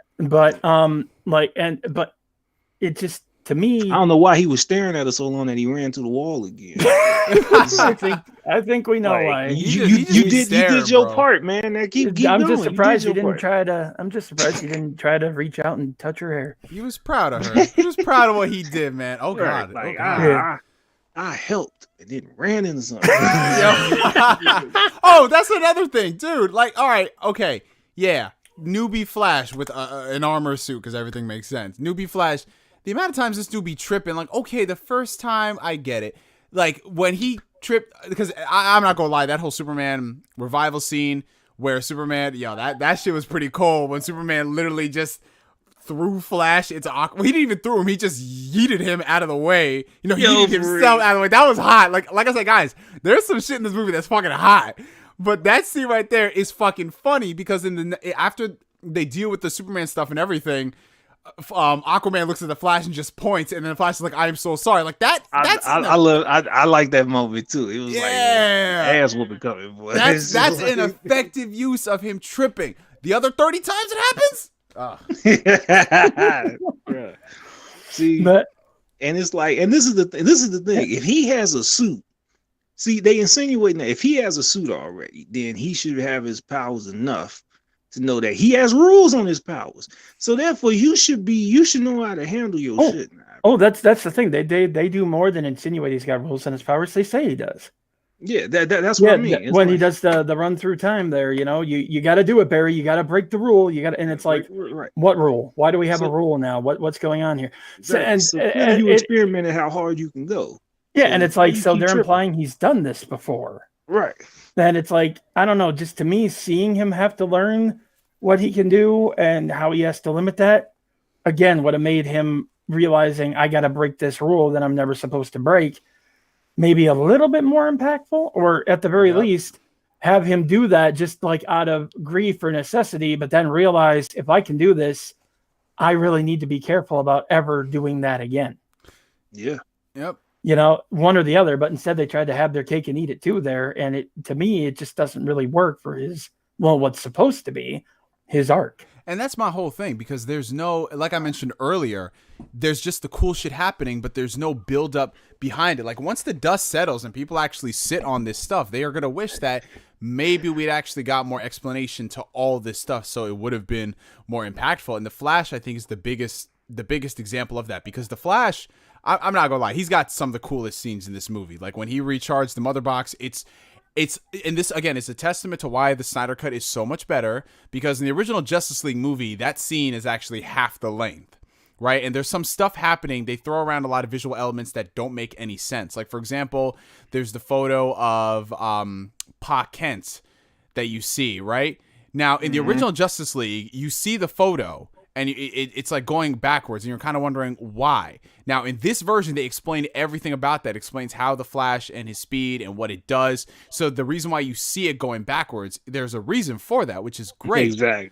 So the movie does expand on a lot of stuff, albeit, it can get a little too winded in some respects. Like, all right, okay, now you're just explaining shit that nobody even asked for. You know what I'm saying? Like, there's like certain scenes in this movie where they're just like, okay, this character is explaining that they're going through trauma. Like Lois Lane, for example. The Lois Lane scenes in this movie, like, we get it. She misses Clark. We get it. She's going through shit. Did you have to explain ad nauseum that she's going through shit? Like, we get it. Right.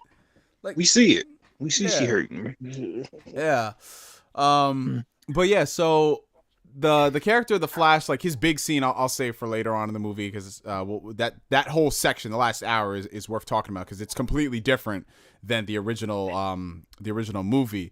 In terms of other characters, we touched on Cyborg, so we might as well finish up the stuff on it. Cyborg as a character, I don't know how you felt about this, Rob, but I actually felt some type of way when I saw that, because being a black person and seeing black superheroes on screen, we really don't see that often. Like, yeah, we're getting them with Marvel, but Cyborg was the first time we really saw a black superhero from DC in like the major Hollywood blockbuster. Like, oh my God, they're actually doing this.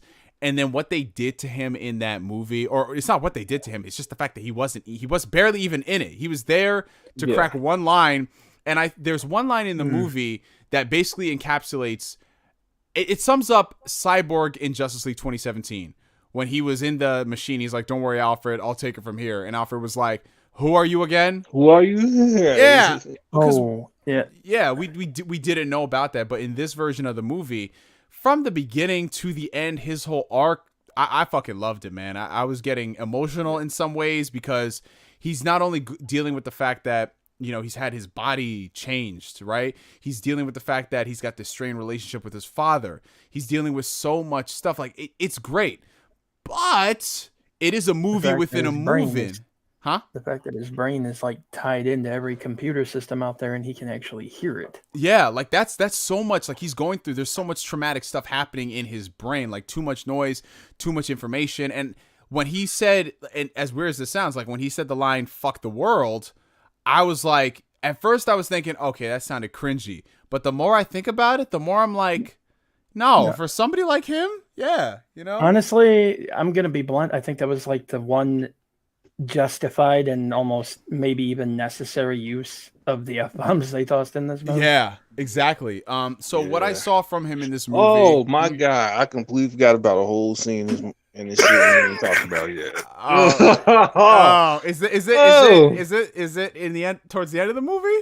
Oh yeah. Oh yeah. All right. I forgot that shit even existed until you start talking about F-bombs. Like, yeah. Oh god, I forgot about that. Okay. Right. Yeah, but this is what happens when you talk about a 4-hour movie. We ain't even halfway through talking about this motherfucker. I'm telling you guys. I'm telling you, this movie, it's just woof.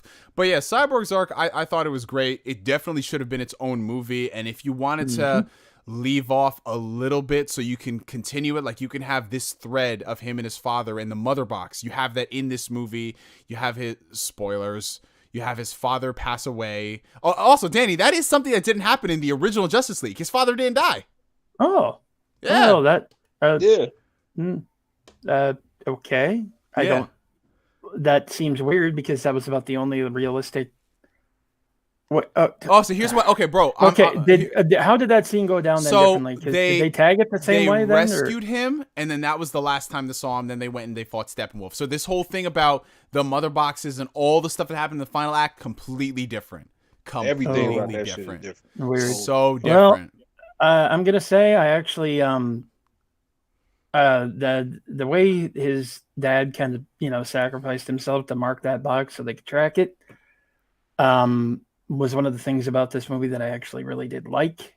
Yeah, I thought it was an effective end basically for his character, especially with the messages for Victor kind of playing out the rest of it.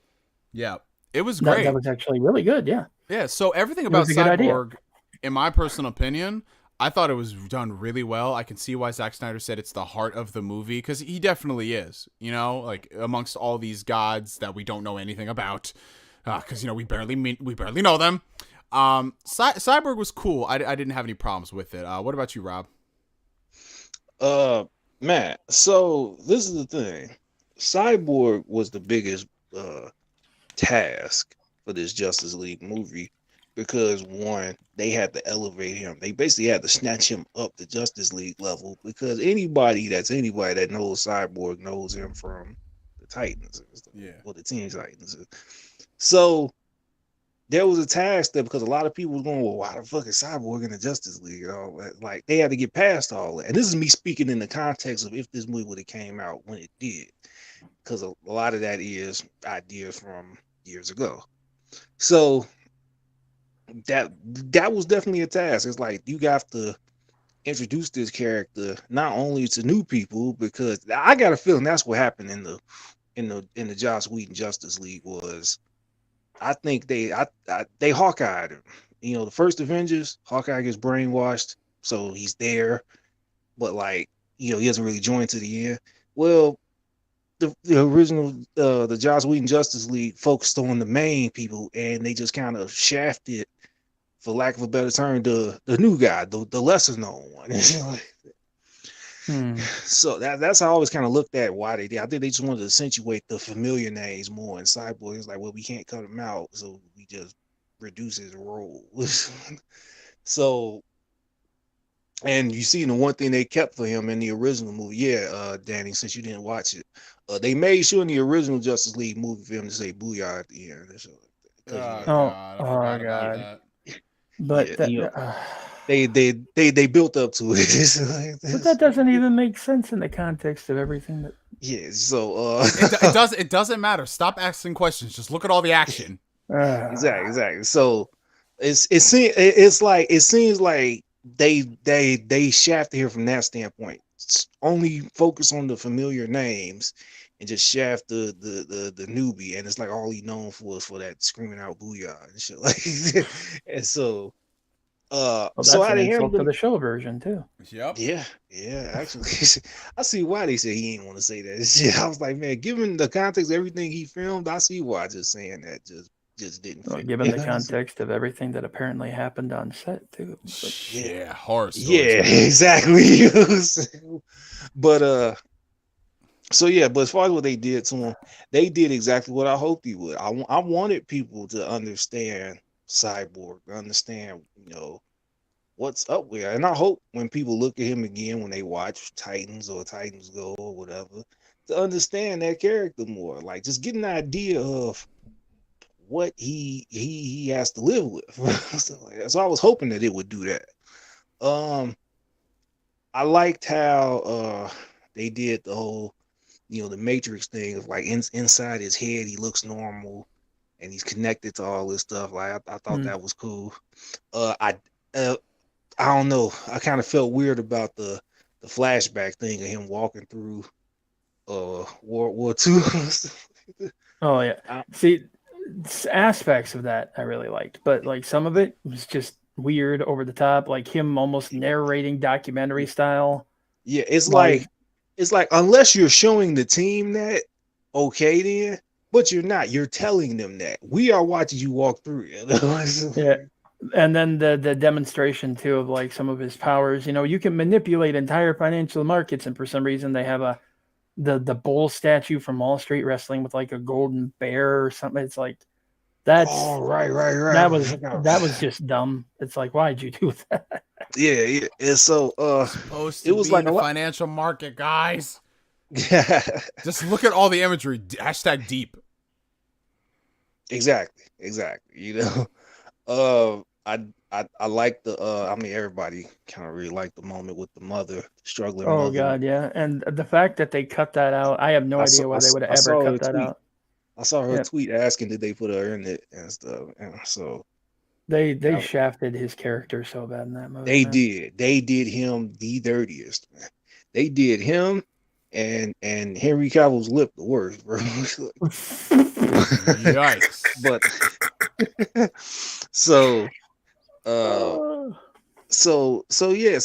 I like, you got the feeling of now is like this is something a good adaptation of a superhero or even supervillain does, is when you can watch it here and it makes you appreciate that character, period, no matter what you see him in. And I'm hoping that's what it did. I know a lot of people love Cyborg. I hope a lot of people actually like him even more, understanding what he has to live with and stuff. So I still can't quite understand how they got a second crack at it though, and the CGI on him still looks messed up. Yeah, man. But to be fair, it looked messed up in a lot of this movie. So yeah, so it's like that was just damn. It is what it is. Anything else I really want to say? Aside from that, I agree for the most part with what you were saying. Nice. And I think, Danny, unless you wanted to add anything else, because I know you talked about it a bit in the beginning. Was there anything else you wanted to say about Cyborg? No, that pretty much covers it. He easily had the best arc in this movie, I think. Still, though, I do maintain, again, it would have been better served if a lot of that had been in like an introductory film, and then we got like they all need solo movies, bro. Yeah, they really did. They really did, man. And that payoff would have been so much better. So now, I mean, because there's nothing to say about Aquaman. Actually, you know what? Wait. Let's talk about Water Thor. Yeah, let's. Okay, so here's the thing, right? So Aquaman, I don't know why I keep saying in my honest opinion. That's the only opinion I can have. Aquaman does nothing in this movie. He's literally only there, bro. He's only there to fill, like, he's not bad, but he's just there to fill out the league. Like, what does he do? He's there for the ladies, bro. Why do you think he got that slow-mo scene taking his shirt off? It's for the girlfriends that had to come along. What about your girlfriend? Oh, God, I don't know. I don't think she really cares much about DC movies. You better keep some tabs. You never know, man. This isn't just any movie, man. This is Zack Snyder's Justice League, sir. That could be, I don't know, man. I mean, she likes color. So. Damn. Ouch. But yeah, so I just, like, he's not bad, but he's just there. Like, he's there. He doesn't really have a lot of crazy, like, yeah, he has some scenes later, but he's just there. He is there being Jason Momoa as himself. Yeah, I mean, you can't really say a whole lot bad aside from that. Why was it there? Music video shot, but oh God, that's Rob. Rob, tell the story. You know that story, Rob. Wait, which one? You know the story. You and your homie. Oh, oh man, about the females. Yeah. Man. Nah, man. Oh man. All right, so. we were just starting this joke because that scene was so awkward. It was so weird when he left and they started picking up his clothes. Them horny ass blondes. Oh God, yo, that one chick sniffed it too. She fucking sniffed. Yo, she was fiending, bro. It was a cologne commercial. No, wait, somebody in the comment section. Bro. It's the only time I'm gonna reference the comment section, but somebody in the comment section said during that scene, it felt like I was watching a L'Oreal commercial or something. Woo! Yeah, that was it for sure. Yo. Like they could cut that, they could probably make some money off that. Just cut that part out. Cut that part with him walking in, the tide come up and him just disappearing and then picking up his jacket and shit. Oh my God. Yeah. But yeah, go ahead. Yeah. So yeah, when that happened and they started picking his clothes up and sniffing it, and they all just started singing for an uncomfortably long time. Man, uncomfortably. Like I'm like, are y'all trying to put them on? Is that what y'all were doing? Y'all trying to give people set time to get their music, they get their musical skills, they singing skills out there? Because why are we getting so much time with this? So just a random side note, me and one of my longest friends from high school, we just started throwing out like I was expecting them to start singing like Bone Thugs and Harmony to Crossroads, bro. and so now I was like, man, in my head canon, every time I think about that fool leaving and shit, I just hear Bone Thugs to Crossroads just playing in my head. Oh man, Lord have mercy. But yeah, was there anything else you guys want to say on his characterization? Well, yeah, that singing. Sort of on his characterization. That singing though, it was in Icelandic. Yeah, and that has me so confused on what this universe's mythology is for Aquaman, because it's Atlantis, which is Greek, right? But there's very clear Polynesian influence because Momoa. Because him, right?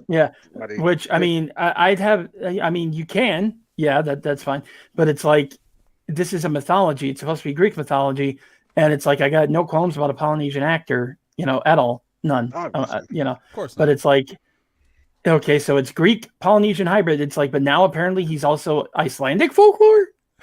Yeah. I thought, wait, were they in Iceland? Is that where they were? Yeah, that. I mean, the subtitles specifically said they were singing in Icelandic. So Jesus, maybe the subtitles said that's it. And I'm like, I'm just sitting here wondering if like his perception of Atlantis was based off the Atlantis, the Lost Empire. Oh hell yeah!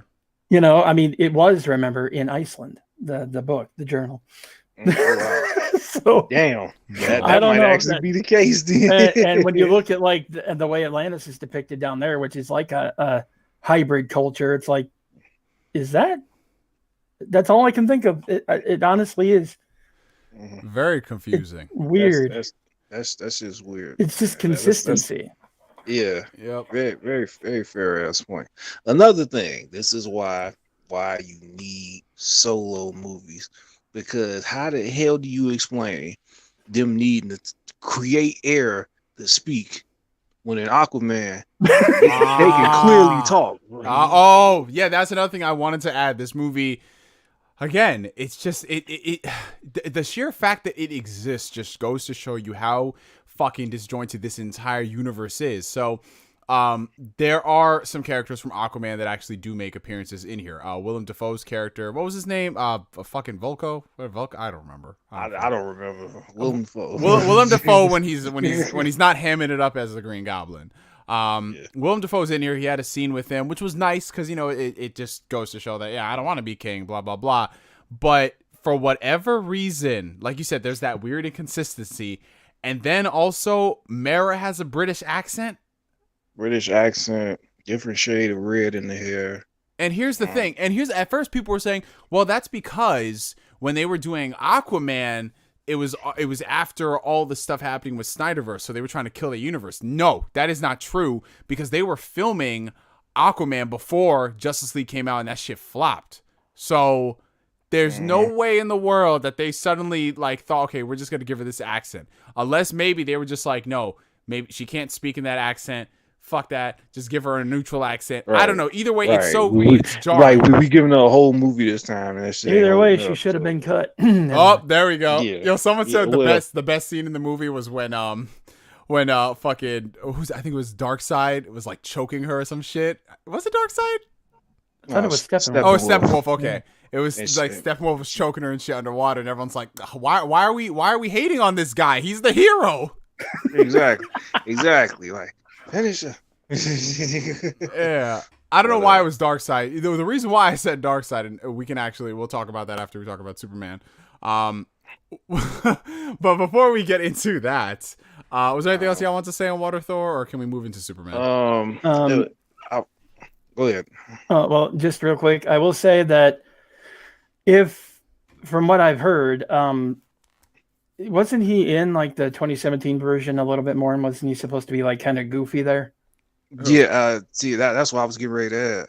Yeah. They gave him a little bit more personality moments in the 2017 version. And specifically one scene I think they probably should have kept.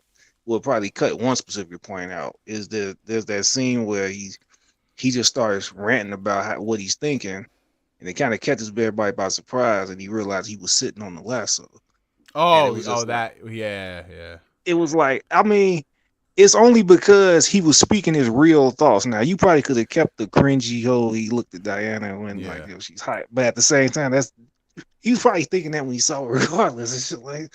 But I just think for the sake of showing the facets of his personality, he could have had a little bit more than that. I mean, they clearly show that he's not just a straight up, like, you know, edgy, gruff dude. I'm like, he had thoughts, you know, he had thoughts about what Cyborg had to go through. He kind of felt bad when he said in his own way, that's not fair, like the cards he was dealt and all that shit. So clearly they were trying to show that he has a personality to him.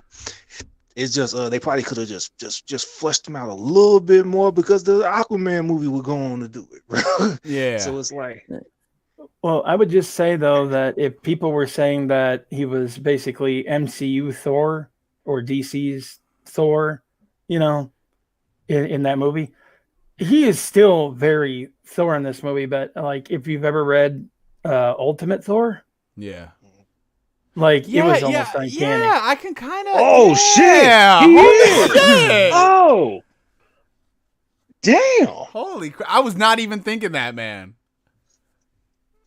Damn, you right. Damn, Danny just dropped that fucking. It's just it's like no matter what cut you go with, you can't escape any kind of resemblance or comparison. I mean, yeah, and it's like, I look at it like this. Obviously, the Aquaman thing ended up working out for Jason Momoa. But if you saw any interview he did, he almost had to fight with Snyder about this. He thought he was being called in to play Lobo. That's what he wanted to play. Snyder's like, no. He would have killed it as Lobo. Oh, he would have been amazing, bro. Yeah.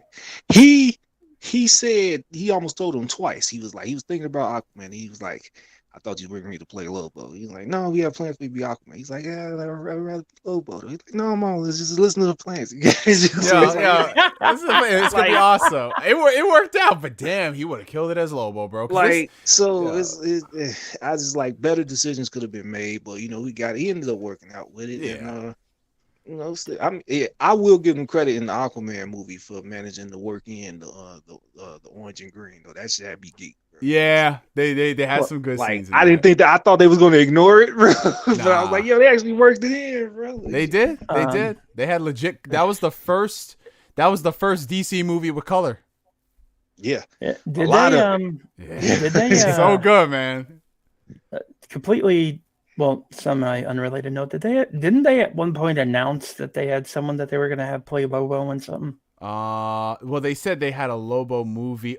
They might have, and I think it was an out of left field casting that everyone was like, "What?" But it never went anywhere. Well, let's be real though. DC always making these magic announcements when something blows up. They made the Lobo announcement. What was it, after Deadpool? After Logan came? I think it was after Logan, because Deadpool, it was a success, but Logan was the first thing to come out post Deadpool. That's like, all right, we're doing R-rated, you know? Oh my God, that's right. They announced it, and it's supposed to be a Michael Bay movie. Yeah, the Michael Bay Lobo shit. Yeah. That's the thing. DC, they just, like Rob said, they just announced shit. I remember back in 2014 when they announced their slate. That slate changed from 2014 to 2016, and every year it changes. And I remember they even did this. This is off tangent, but I mean, you guys know at this point we go places. They did that. What was it? They did a special right before BVS came out. What was it? They called it like the Dawn of Justice or whatever, where they had Kevin Smith on there, and they were just talking about, this is the future, what we got planned. I remember they were like Cyborg movie 2020, Green Lantern Corps movie 2020. I mean, Flash movie Green Lantern Corps, because they couldn't work out which lantern to choose. Like, all of them gonna be in there. Yeah, all of them gonna be in there. But anyways, moving into, because we still got some stuff to tackle.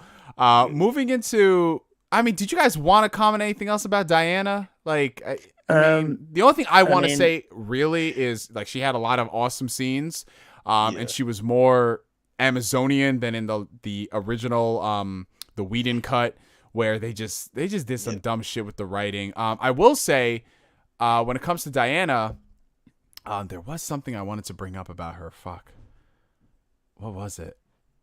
No, I don't remember. Danny, go ahead. Okay. Her delivery was just kind of weird in this movie. Like, I don't know if it's because she's not like super fluent in English, so she can't alliterate as well in the language, or what it is. I don't think it's that though, because it seemed like she did a better job in Wonder Woman. I don't know, bro. I think it's just Gal, because even in 1984, she's still suffering. Like with Gal Gadot, whatever her name is, how you pronounce it. I just accept that this is not her first language, and there is going to be it's kind of like rough, you know what I'm saying? Like, she gets better, but it's still not to the point where I can go, yep, you know what I'm saying? That just comes with learning the language in, you know, the past couple of years, you know. Maybe, but that woman got to stop wearing heels into caves. Oh God. Like, I did not understand that. Like, I get she got in the like distress signal, whatever, about what happened at the mascara. So she goes there, and she goes in a hurry. But it's like, if you're seriously going to go to that island still wearing your heels and leap down into this cave wearing your heels and just walk along this rough, non-staired platform leading downward wearing your heels, it's like, that it's like, is that one of your superpowers? I don't know, man. Some of the wardrobe was, right. It's like little things like that. You think that'd be one of those moments where it's like, well, it's one of those things that annoys you, you know, like people, as big of a deal as people made about what Bryce Dallas Howard running in heels with a T-Rex behind her in a scenario where she realistically couldn't have changed, but they're like, at least kick the shoes off or something. It's like, okay, fine, but this woman's got superpowers, you know, and she had time to change. And I was getting ready to say, like, that's probably one of those moments where she probably would just take her shoes off and just jump down there. That's a nitpick, admittedly, like a big nitpick. It's just, I don't know why they didn't do that. Oh, okay. I remember what I wanted to say about Diana. So it's not necessarily just her, but I love the fact that they didn't they didn't nerf the Amazons like they did in the Whedon cut. In the Whedon cut, bro, they was getting that work handed to them. Yeah, I didn't buy them at all in that movie. Versus Wonder Woman, where I was like, oh, I can believe this shit. But in this movie, now they still, for the most part, you know, in this little pocket of the universe that are Zack Snyder movies, they're more consistent. Yeah, it's a lot of power shift fluctuations between these two movies as well. Yes, absolutely. Absolutely. Like, for example, and this is the weird thing. So when it comes to reviving Superman, in this version, everyone is in agreement that, you know, we got to bring him back. The only one that really had a crazy reservation was Aquaman, you know, but he was like, yeah, we agree on it, but hey, let's just go about it the right way. In the original 2017 cut, and like I said, guys, completely different movie, Diana was so against bringing back Superman. It was insane. I was like, what the fuck? Yeah. Out of character stuff in that movie, you guys. And then they had the whole argument about Steve and all that shit that happened. Yeah, exactly. Was there anything else you want to say, Rob? About Diana? Yeah, before we jump into Superman. You don't have to if you want to. I'm just trying to glance over real quick. I mean, she kind of did what I expected her to do. I expect her to be a firm character as she can be. I will say, like you talking about major power fluctuations, it's kind of interesting that they had her. She kind of had a little bit more of a hard time with this Steppenwolf, and it was like almost eye to eye in the original one, and in the 2017 one, I don't know, but there was a lot of weird decisions made though, because when we get into our next character in the original version, I think it was like 2 hits had him leaking already. So it's like there was a lot of power shifts. I don't know. Maybe it just played off because each person had a different idea what to do. But yeah, I mean, Diana was okay though. I just did think it was kind of jarring that this time she was having with Steppenwolf, and then her saying like, you know, she never fought anybody like this, and because I don't know, it just made it kind of seem like they kind of nerfed it a little bit. I don't know. Before we get into Superman, can we maybe go back to Batman for a second? Yeah, sure. Why not? Yeah. My thing is, I don't know how big his role was in 2017. His role was to be discount Tony Stark. I'm not even joking. Literally. All right. Well, Tony Stark. All right. Well, if they dialed his role down in this, no, they dialed it down in the sense that they don't have him doing. Okay, so here's the thing about the 2017 version. You gotta understand, Danny. In the 2017 version, like I said, it's the same story beats. You know what I'm saying? Like Mother Boxes, Revive Superman, Steppenwolf. Same story beats. But the way they present the information is completely different. So Batman's first introduction in the Joss Whedon cut. Oh, God. Yeah, exactly. Yeah. That, yeah. So Joss Whedon's introduction, he has Batman. If you didn't like the way Snyder was branding people, this Batman just acts so fucking weird. So he's actually, for whatever reason, hunting down parademons, and one of the parademons explodes, and conveniently I'm not making this up, Danny, when the parademon explodes, on the wall, it has a mother box. Yeah. What? I'm sorry, what? When the parademon explodes, it has it leaves like a mother box imprint on the wall, and that's how Batman's like, mother boxes, what are these? That's how it happens. They were like, we have to film things because Warner Brothers like, it has to be a 2-hour movie. So Joss Whedon filmed scenes. Okay, so how are we gonna get Batman do this? We're gonna do that. So Batman scenes in those movies were to move that plot forward, and then to add and interject humor. And it's just, it was, bro, I don't like, I didn't like how they handled him in BVS, but in Justice League, bro, it was a character assassination. Yeah. It was so that shit was ridiculous. Well, people should not be, when you. Yeah. No, go ahead. Good. Oh, I was just gonna say real quick. You got 2 nice people on a podcast. They're right. I was gonna say real quick, when somebody sees Batman for the first time, they should not be laughing. Yeah. Because the first time you saw him when that awkward scene of him squatting, watching that crook go by, and shit, like, Well, everybody started fucking laughing, bro. It's like, well, in fairness, like it's hard for me not to laugh when I see Affleck's Batman. Is it the chin? It's the gut, honestly. Hey, listen, all man. of it, He been like- going through some shit, man. I just don't get how they give him. First of all, he's supposed to be in better shape now, so it's like that's weird. But second of all, they still give him how long has it been? Like a year? something like that. But like he still had the suit, and the part that bugs me too is that it's built into the suit, so the suit has the gut built into it. Yeah. But then on top of that, it's got Because- abs built into it, and it's like it Yeah. looks so weird. But because they based the suit off the art style. Of yeah, the I know, Dark Knight I know. Returns. Yeah, it's How Dark you Knight base a Returns. Took it suit a off little the art too- style, bro? Too literally, man. We got a 40-something-year-old Batman, but we're giving him Dark Knight Returns shit. Yeah, but what gets to me is I almost wish they'd given him a bigger role, and I don't mean that in the sense that like I wanted him to take over the movie. It's just do things. He's just there. Like it seemed. Yeah, I know. It's like Batman in this movie felt like Batman in the jokes people crack about the Justice League. Like what's he gonna do? Show up, show up, Yeah, and brew, show and up. then leave.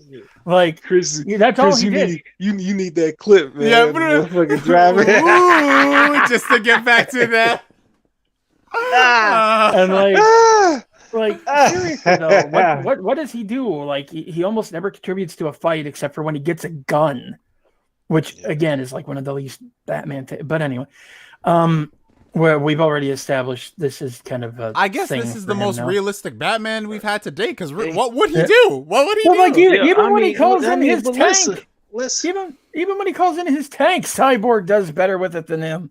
I mean, they could have done something to where I'm like, give Batman a little bit more. See, this is where you need to play up. See, this is why it shouldn't have been a Batman that just came out of retirement, man. This would be Batman in his prime, because Justice League War, Batman wasn't asking for help. I mean, he was getting it in with some of them paradigms. I mean, he did like little things like picked up a spear and not a gun, or like an axe. Or Like, give me a sequence of him like taking those things down, flying through the air, one to the other, gliding through. It's like Hitting them with batarangs, something, just something. But it's like I think the problem is that they've taken all the basically the athleticism away from this Batman. Because he's so fucking huge. Because the suit's so huge. Yeah, he's not a ninja anymore. It's kind of like what they did with the Ninja Turtles in the they're just bulky, movies. bulky and fall into shit, and that's how they win. Yeah, and that's kind of the same way with Batman. It's like the only way he wins is by overpowering dudes half his size. But this is why I don't understand. Even in BBS though, like they at least let him be a little more agile. In this movie, he's just stumbling around. Yeah, in BVS, he had that Arkham City fucking warehouse scene, which was awesome. And I get it; those are humans, different from parademons and all that shit. But damn, you know what it is? I feel like they subverted the expectations. Oh, you thought Batman was gonna run this shit? Nah.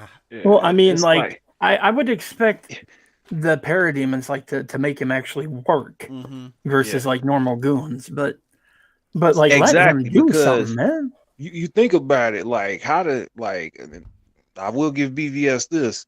When he was when Doomsday started chasing his ass, he got the fuck out of Dodge. I didn't realize he could move like that. Oh, he was getting fuck up out of there. Yo, when the fucking laser and shit, he just hit that like I'm out. Yeah, so it's like it should be one of those moments where oh man, he should not have been. He should have been in his prime, yo. Because this is like the parademons should have been facing somebody that's at what they always say, peak physical condition.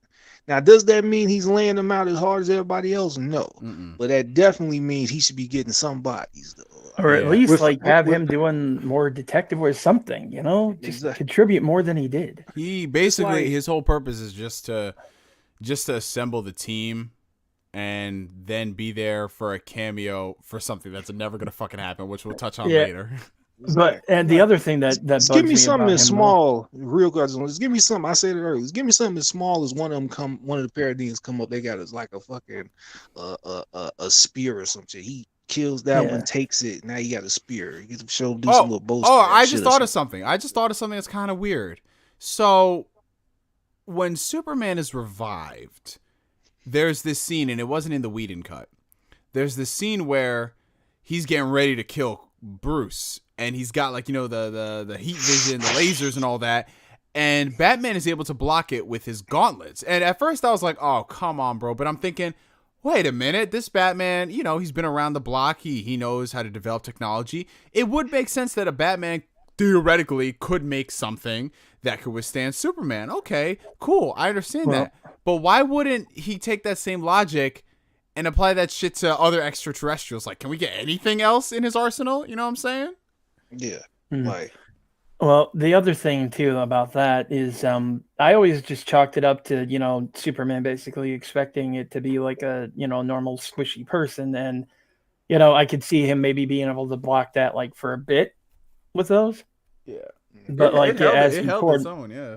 Yeah, but like you'd think that eventually it would still get melted through. But like, you know, it's not unreasonable to think, especially with, you know, all the villains that he's had to face in his day. trial and error, man. We saw Batman do trial and error. That was heat resistant, yeah. But like the other thing that does still bug me, and I know that this was at the end of BVS too, so this is just consistency, but it still bugs me to see it. It's just how he went from wanting Clark dead so bad, like not even not liking, just wanting him dead on sight. Yeah.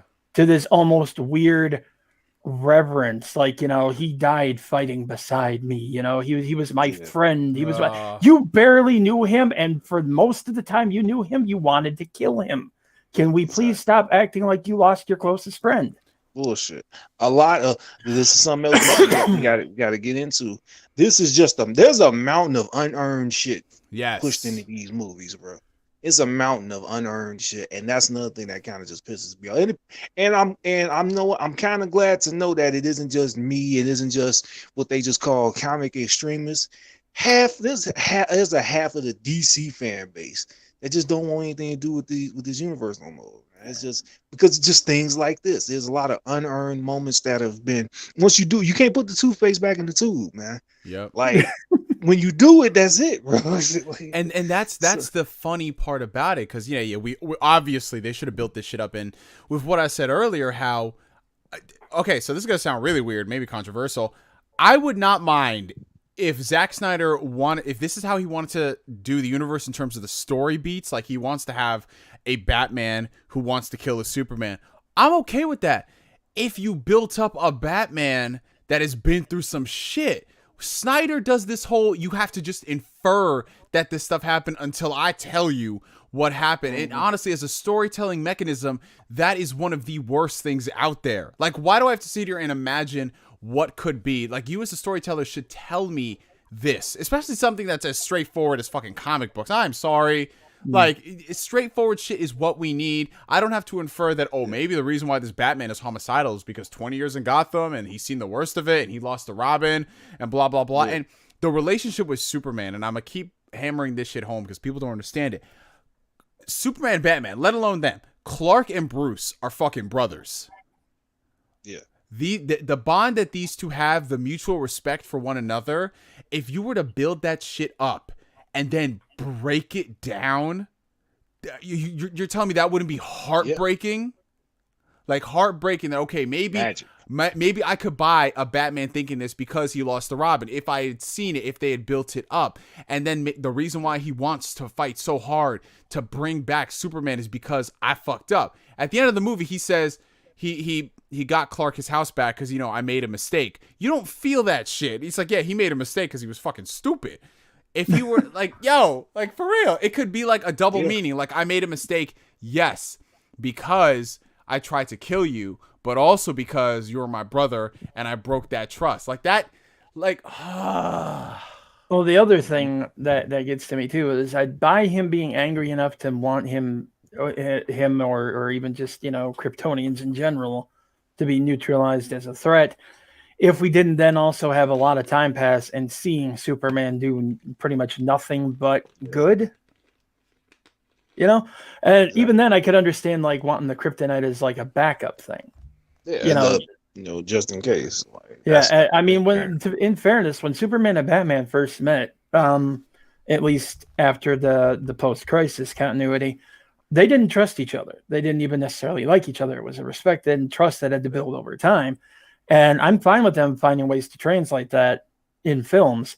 It's just when you have Bruce doing this, even after we can see, that Superman is not a threat. Or even if they had done like they did in the old Superman movies, where there was like kryptonite that actually brainwashed him and made him act out. And then I could understand him maybe thinking, okay, now he is a threat, and I have to being like I witnessed you out of control, and that shit something like that. No more. Right. Yeah. I could definitely see, man. They should have had. They both should have had solo films, and in their solo films, they should have been like shading each other from the point of the city, because I almost like a lot of the times Batman and Superman butt heads just because assumptions about each other. Yeah.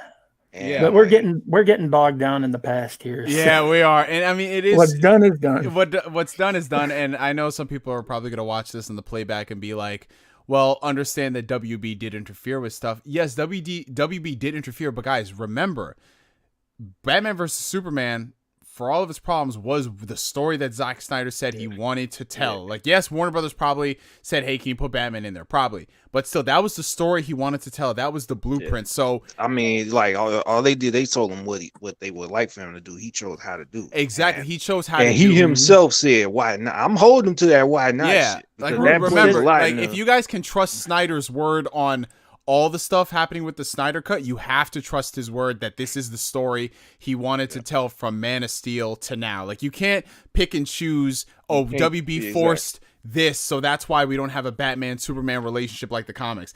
You can't say that this is his creative vision and this is the true version and then say that, no, it's WB. Like, this is Zack Snyder's vision. Like, you guys said Man of Steel, Batman vs. Superman Ultimate Edition, and Zack Snyder's Justice League. You can't say that WB forced all of this on him and at the same time praise this. It's not...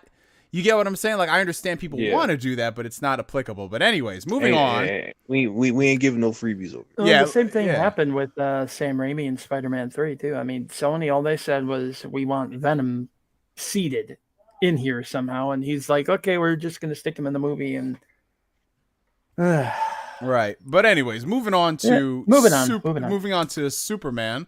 So this is kind of weird because not much about this Superman has changed, considering Superman is really only in this movie for a couple minutes. We saw the article that said they didn't even call Cavill back for any reshooting they did. Yeah, there was nothing. Like, Superman, for the majority of this movie, stays dead, and when he comes back to life, he has scenes, and those scenes are better. Like, the fight scene is much better. It's well executed. I actually loved it. Yeah, that as mad as I am at how these movies have treated Superman, that is the one thing that I am going to give them. And that was that they actually finally showed how, frankly, ridiculously OP he is compared to these other characters and what would happen if he ever just let loose. Even then, he wasn't even letting loose. He wasn't even going all out. And he was manhandling everybody. And it was amazing to see because they did nerf him in the Joss Whedon version. So I loved seeing him there. I loved seeing him even more in the final scene, which we'll touch on later. That scene where he looked at Flash, though. That whole fight scene. And like I said, y'all think we shit on this movie. Nah. The scene where they're trying to subdue Superman and Flash runs to try to get like the edge on him, like, oh, I'm gonna flank him.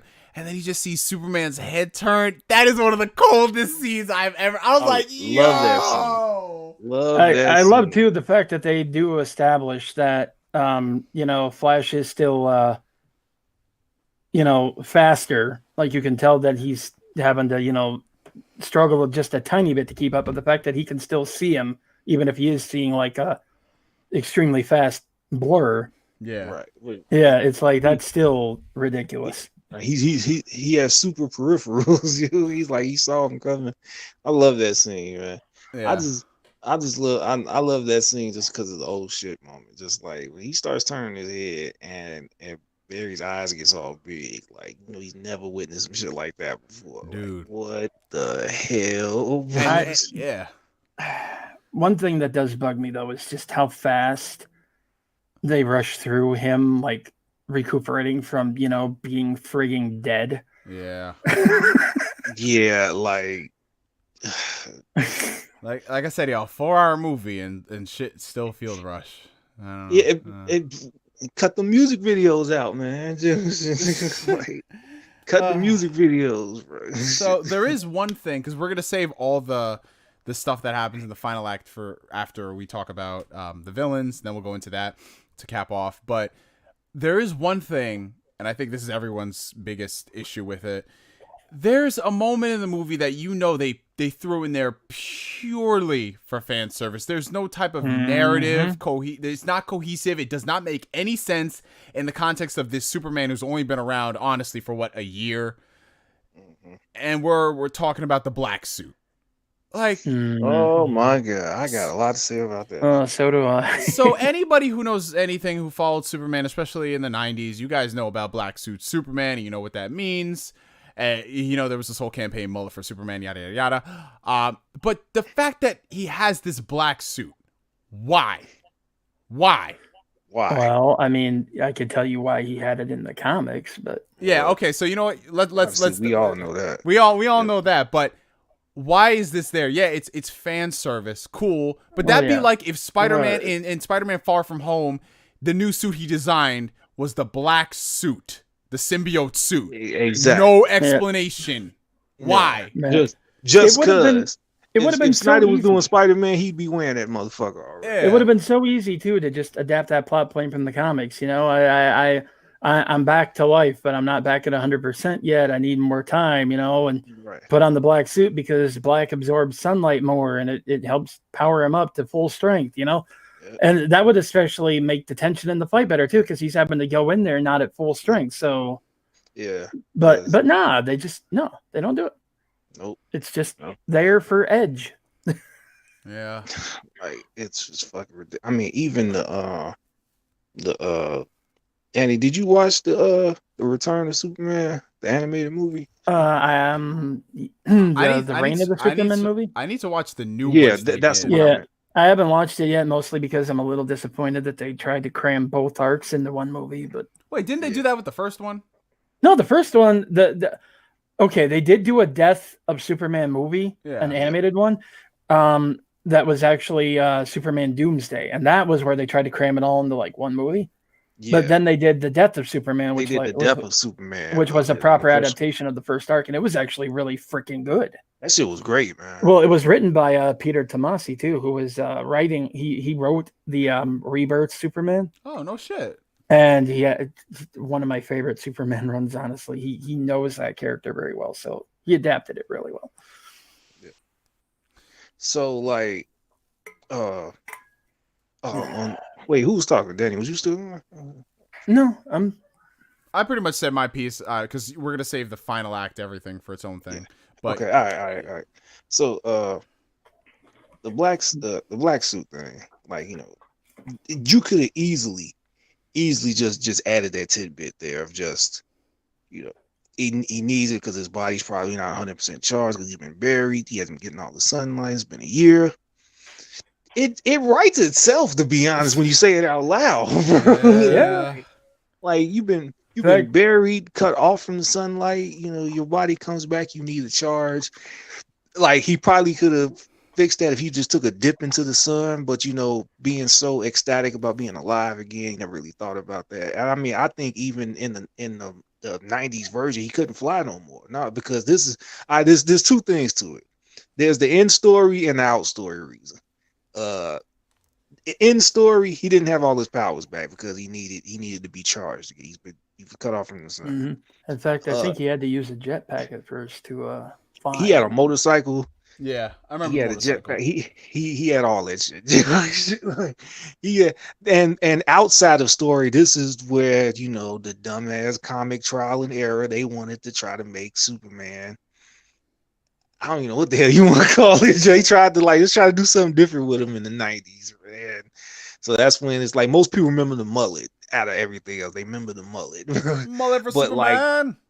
Right, exactly. But the mullet also came with a motorcycle, several guns, and like a quarter of his super strength. So I'm not saying you need to do all that, although the the long hair. I'm not saying he needed a full mullet. The long hair would have been a cool little thing if you're talking about fan service a little bit. Well, You Might as that well, made might as well sense. go all in if you're already this. The deep long into it. hair honestly would have like made really good sense if they had done a proper Death and Return of Superman adaptation where he was in a coma in that tube, basically up in the Fortress of Solitude for however long. Exactly. But no, they didn't do that. He's just been Right. dead. So Exactly. You know, so it's like you know, like you said, you might as well at least go all of it if we're talking about if you're going fan service the hell out of it. You know. oh yeah, But, definitely. so it's like they just reduce it down to just the choice. And I see people a lot of people trying to decipher why he made the choice and stuff. It's just, there's no real reason why. I mean, Snyder told he told us the black suit was gonna be in the movie. So the question was like, how was he gonna get to that point? I'm like, it don't even matter how. He said he wanted to use the black suit, therefore the black suit gonna be in this damn movie and shit like that. So, you know, they have the moment where he walks past all the other suits. I did like that, the idea of all those other suits on display and stuff. So it's like you can kind of open that up to making a homage to any other type of Superman suit and stuff. And he just kind of walks past all of them and just chooses the black one. And I still don't get the choice, but you know what, whatever. He comes out, the aesthetic of him coming out, almost completely remaking the scene when he walked out in Man of Steel. Yeah. And then the takeoff scene and all that. I was like, okay, I will give you that. I will give you that. Even though like the takeoff and the ice and all that, it looked weird with the black, but you know, whatever, is his movie or shit like that. So but then he showed up, hit him with the not impressed. I was geeking out at that moment. Ooh, that shit was hype. Like that was the moment. I will say this. It was two things that was probably the most respect on Superman's power that they added. Number one was the whole discussion about the mother box being afraid that it didn't notify Darkseid or Steppenwolf or the side or whatever while Superman was alive when they turned it on because they knew they didn't want the smoke. So that was actually cool. That's like a cool little build up thing. It was like the mother box was afraid of Superman. It was like it wasn't until he was dead and you activated it again. Now it's gonna say like, all right, come on, shit, like, let's do this shit now. So that, and then when he showed up and just starts just beating the dog shit out of Steppenwolf ass, like that, those were good moments. And they even added like a new remix to the Man of Steel theme. Like, yes, stuff. they Like, did. Like, bro, it was all hitting. It was all hitting. And I was wondering, and I don't know, maybe I'm giving Snyder too much credit. Maybe my brain's created this on my own. But I was wondering if they were gonna like call back to, you know, Aquaman talking about, you know, when somebody comes back, you know, not coming back right and all that stuff. Because like I was wondering if he was gonna lose it when he was wailing on Steppenwolf. I was like, oh shit, is he losing it right now for this shit? Like, is he like giving into some type of bloodlust or some shit like that? I figured that would probably be like a off like feedback of being brought back how he was. That did kind of the one thing about that fight, that scene that did kind of bug me is just the way he kind of sawed Steppenwolf's like flesh horn off. Yeah, pinned down. That just seemed like kind of unnecessarily not Superman, really. Yeah, it's like I was waiting for them to say that's enough. But they wasn't. Bro. It was just funny. Fuck y'all. That shit was hype. I love that shit. I was geeking out. I was like, yes. Yeah. Bro, as opposed to everything else, this is a universe where Batman brands people and smiles. I'm like, give me that violent Superman. I'll take it. Hey, you know, I was down with him whooping his ass, but I was just saying, like, from a story perspective, it was like it almost felt like you was expecting one of them to say stop, but it's like, no, he was beating his ass for like 10 minutes. Like, yep. Yo, but which it's kind of sad they didn't do that too, because that could have set up some good internal struggle for the future. And man, you know Zack Snyder ain't about that shit. Come on now. That's why I said maybe I'd be giving him too much credit because it seemed like they could have tied something in where, like, an effect of being resurrected by the mother blocks having some type of residual feedback or something. That would be hype in a perfect world. But speaking of things that are, well, maybe not perfect, but somewhat better, moving into someone who got his horns sawed off, Steppenwolf. Now, Danny, this is going to be another example, and I love the fact you have not seen this movie, bro, because you just do not know how bad it really was. Steppenwolf, character, if you thought Batman was bad, bro, Steppenwolf in the 2017 version, in the Justice League's Whedon cut, dude, first off, he looked like as bad as you complain about his completely new design. Different model, yo. He looked totally different. He looked like a giant Robert Englund, bro. Exactly. Like, as bad as you complain about this design, it's over-designed, it looks ridiculous, bro. It's so much better. But not just that, bro. His characterization, completely different. So in the original version, Steppenwolf is kind of like, he's like, yeah, I'm this guy who's down here to find the mother boxes, blah, blah. I don't even know if he mentioned it was for Darkseid. Who knows? Because Darkseid wasn't in that movie.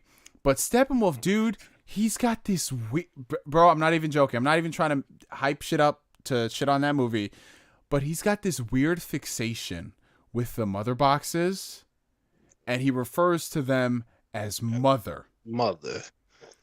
And bro, it's this weird, like, cult-like sycophantic obsession where, honest to God, I think he wanted to have sex with those boxes. That's how weird it is. Did they mix up Steppenwolf with Sephiroth?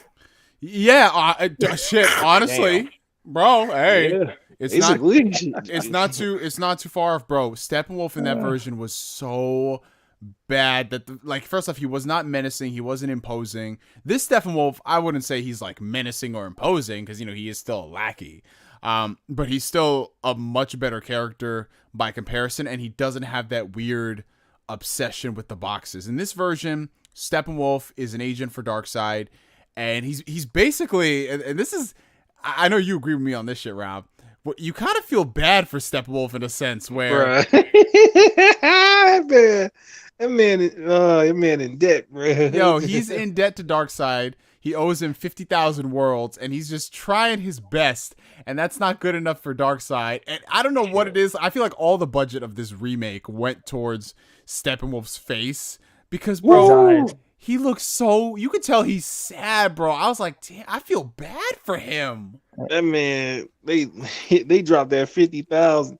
That 50,000 hit him like everybody. Well, I noticed they dropped that $599 on him. I noticed it was kind of weird when, like, you see Darkseid and his avatar, as it were, and what do you see glowing red eyes? You see Darkseid. What do you see glowing red eyes? Even when you see them in person. At the end, glowing red eyes. Steppenwolf, what's he got? Blue eyes, baby blues, clear as day. It's like, why? Mm-hmm. Why you animated like that? Bro, that man was he just want to come home, bro. Like 50,000 of them. 50, bro. Y'all know how many worlds that is? That's like one world 50,000 times. Oh my god. Yeah, and it's like, and you have to find. This is something I was thinking way too much about that moment. I'm like, and you got to find worlds Darkseid probably already haven't taken, so now you got to go like, does he already have this one? like it probably does. And then you got to watch out for the Green Lanterns, and then you got to watch out for. Yeah, they set him up for his ass would never come home. Nah, they said, like, from the beginning of the movie, like, this guy is fucked, and by the end of the movie he gets fucked. But it's done much better in the original Justice League movie. Steppenwolf, the League doesn't actually kill him, Danny. You want to know who kills him? Who? Parademons. The Parademons. Do you want to know why, Danny? Why? Because they smell his fear. He started getting afraid and Parademons turned on him. Okay, so they have this stupid concept in that movie, and it's shown in the beginning of the movie, where if the Parademons smell fear, it's like fucking rats during the plague, That's basically what it is. They love that shit, dude. And they just like, they love the fear, and then that's how he dies, and it's so dumb. But here, at least, I can. Yeah, real quick, Danny. Batman discovered a parademon he hung his crook over the side of a building. Yeah. And lured the parademon. He was fishing for parademons using the crook. Oh my god. It's that movie, bro. Whatever gripes you have on this movie, it is not as bad as that. That movie is just a disaster. But anyway, Steppenwolf. I mean, he's not a great villain. I'm not gonna sit here and say he's like on the level of Thanos or on the level of even fucking Loki. But he shouldn't be though. No. But I mean, in terms of like villains that make an impact who might not be that powerful, like Loki, he's not that powerful in terms of the power scaling of the Marvel Cinematic Universe. But people love Loki, you know, and they loved him even before they loved him as kind of like, oh, he's so bad, but he's good in that kind of way. Right. Steppenwolf is just, I don't know. He's like a step above Malekith from Thor: The Dark World. Like he just doesn't do anything where I'm like, yo, Steppenwolf like fucking stole the show or something. He's just there. Yeah, he's gonna be remembered for getting hit with that bro. Yo, for real. Exactly. He's gonna get remembered more by that than anything else. Yep. But one thing I do kind of wish they did with not necessarily Steppenwolf, but I wish that they kind of like flexed the villains. Like you don't have to have Darkseid or any like the other ones, but can Steppenwolf have like an armada or something? Like people to go up against the League than just, I don't know, fucking parademons and shit. Like that actually would have been a pretty decent way to frankly introduce Lobo. Yeah, like have a little league of his own, you know, like just do. Oh God, Danny. Now I'm thinking about what could have been. That would have been fire, bro. They just hired him, bro. What could have been? But yeah, like he's there and he fights the League and then they kill him and that's great. But Steppenwolf, and here's the weird thing: Steppenwolf as whatever as he is, I don't want to piss some people off for watching this. I was more interested. Pissed off several times already. Oh yeah, so why the fuck am I censoring myself? Steppenwolf at least did shit in this movie where I was just like, okay. Darkseid, bro. The first scene we see Darkseid, this dude is getting his cheeks clapped. Yo, I'm so glad you brought this up, man. Exactly that, man. Bro, okay, so so long. Here's the thing. All right. So when it comes to Darkseid is DC's Thanos. Like, can we all agree on that? Mm-hmm. Basically, I mean, they both hold that same point. Yeah, like they just hold that like Avengers level threat, like Justice League level threat. The first scene we see of Darkseid in this movie, he's getting his ass handed to him by Amazonians, lanterns, people he should like to not even be in the conversation. Yeah, and he's just like he gets hurt. And then he has to. There was almost no movie. They almost clapped him. Right. Exactly.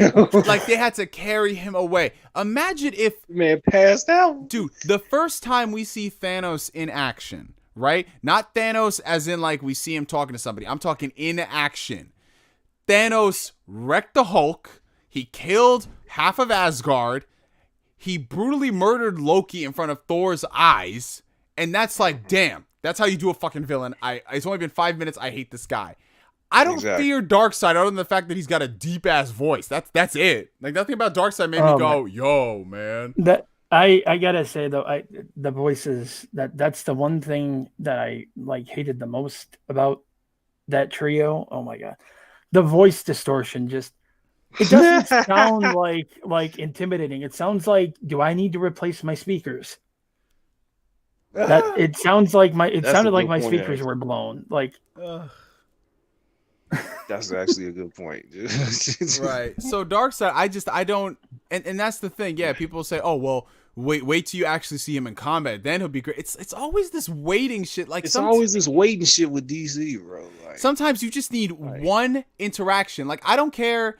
I know some people are probably gonna bring up like, well, that was a younger Darkseid. He wasn't as powerful. Wait for super power. Let me get in real quick. Get into it. Let me see real quick. I seen people already. I mean, it's funny how y'all pick and choose when you want to follow the source and shit. Like you got so much source shit on Darkseid, but Batman killing people was perfect and shit. Okay, but yeah, I seen people talking about. Well, you know, that was before his anointing. You know, it's back when he was Usax, before he became Darkseid. Get the fuck out of here. You only get one opportunity to make a first impression. Thanos, we didn't see Thanos wreck shit until the battle on Titan. So from when the movie started, 0000, up until Titan, that fight, we didn't see Thanos and what he was capable of. Are you telling me I'm supposed to believe that? Oh yeah, Darkseid, totally. Yeah, the old gods. That was the old gods. That's the reason why he got his cheeks clapped. But now, I don't. Like, he's not a threat. If like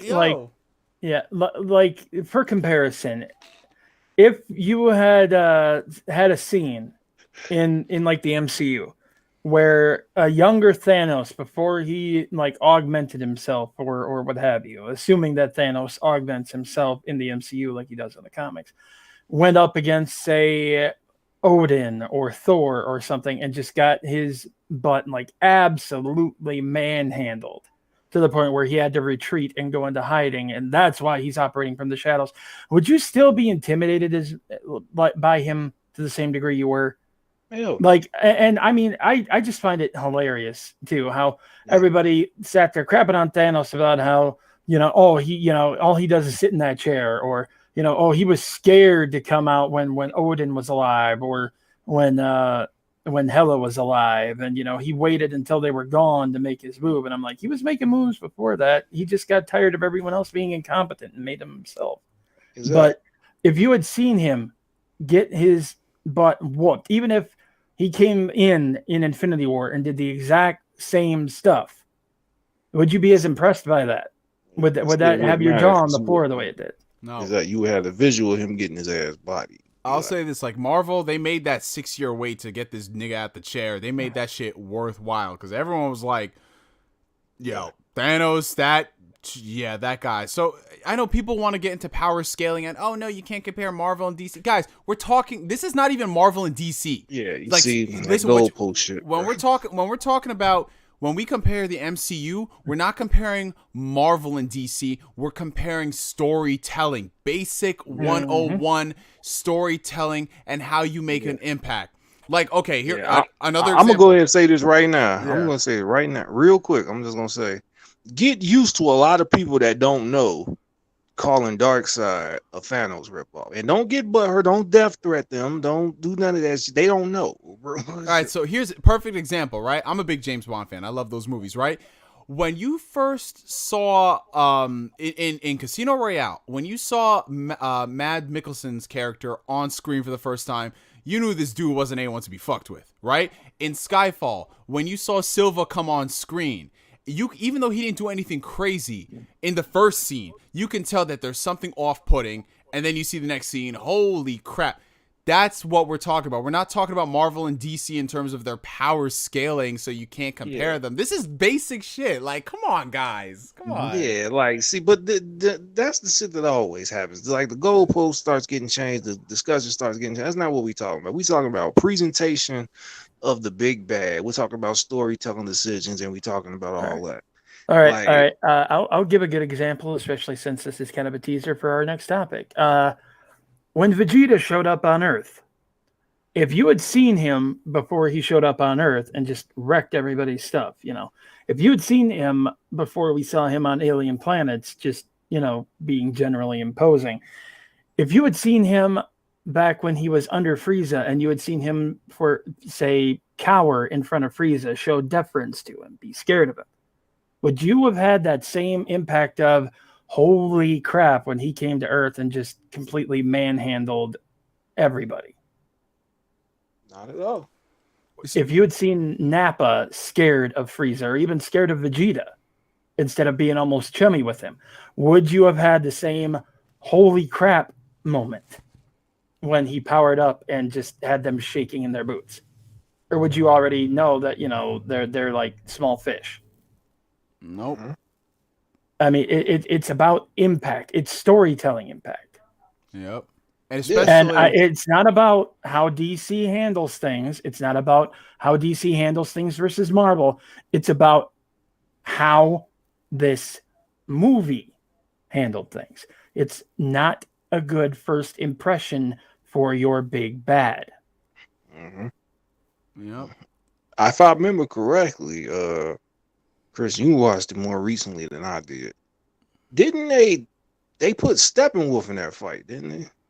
In which one? In the Old Gods fight?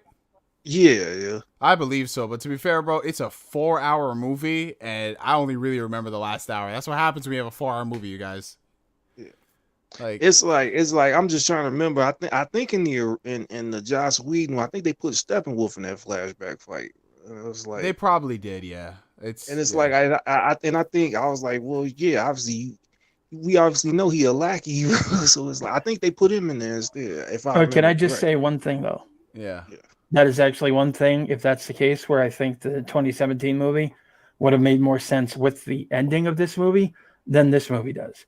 And that's because when Steppenwolf, realizes the anti-life equation is there, and that's the planet they found it on, it just seems weird to me true. that Darkseid would forget where that was. We gotta address that. Oh shit, that's right. Yo, how the fuck does he forget where the anti-life He equation forgot, is? bro. You want to go ahead and get into this now? Let's no, I think that's everything, because that's actually one of my bigger complaints about Darkseid outside of the whole non-threat aspect. Okay, and here's the thing, you guys. For how much more exposition that this movie gives us and how much of a better movie that it is, it introduces just as many plot holes. Like, how does he forget it? And I know people will say, wait for Justice League 3 if that ever happens. Guys, this is not good storytelling. If there's a plot hole on chapter 3 and we have to wait till chapter 27 for them to reveal what that... Come on, guys. Like, Nah, that ain't it, Chief. That ain't it at all. But like, how does that even happen? How do you forget that? There's also a difference between omission of information for something to be revealed later. Yes. And just, plain, I messed up here. Let me insert something over here to make this make sense. That there's a difference between setting up a story and then covering your butt later. Yeah. I guess a rudimentary example probably would be like when Snape killed Dumbledore. Damn.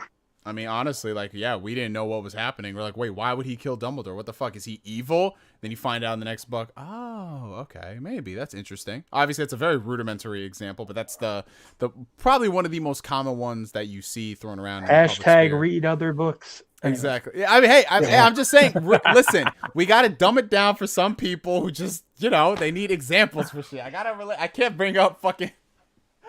Oh, but okay. So... Can we go into the final act now? Because I feel like we're kind of leaning towards there. Yeah. Okay. Yeah. So here's the thing, and this is honestly where I start getting really excited, right?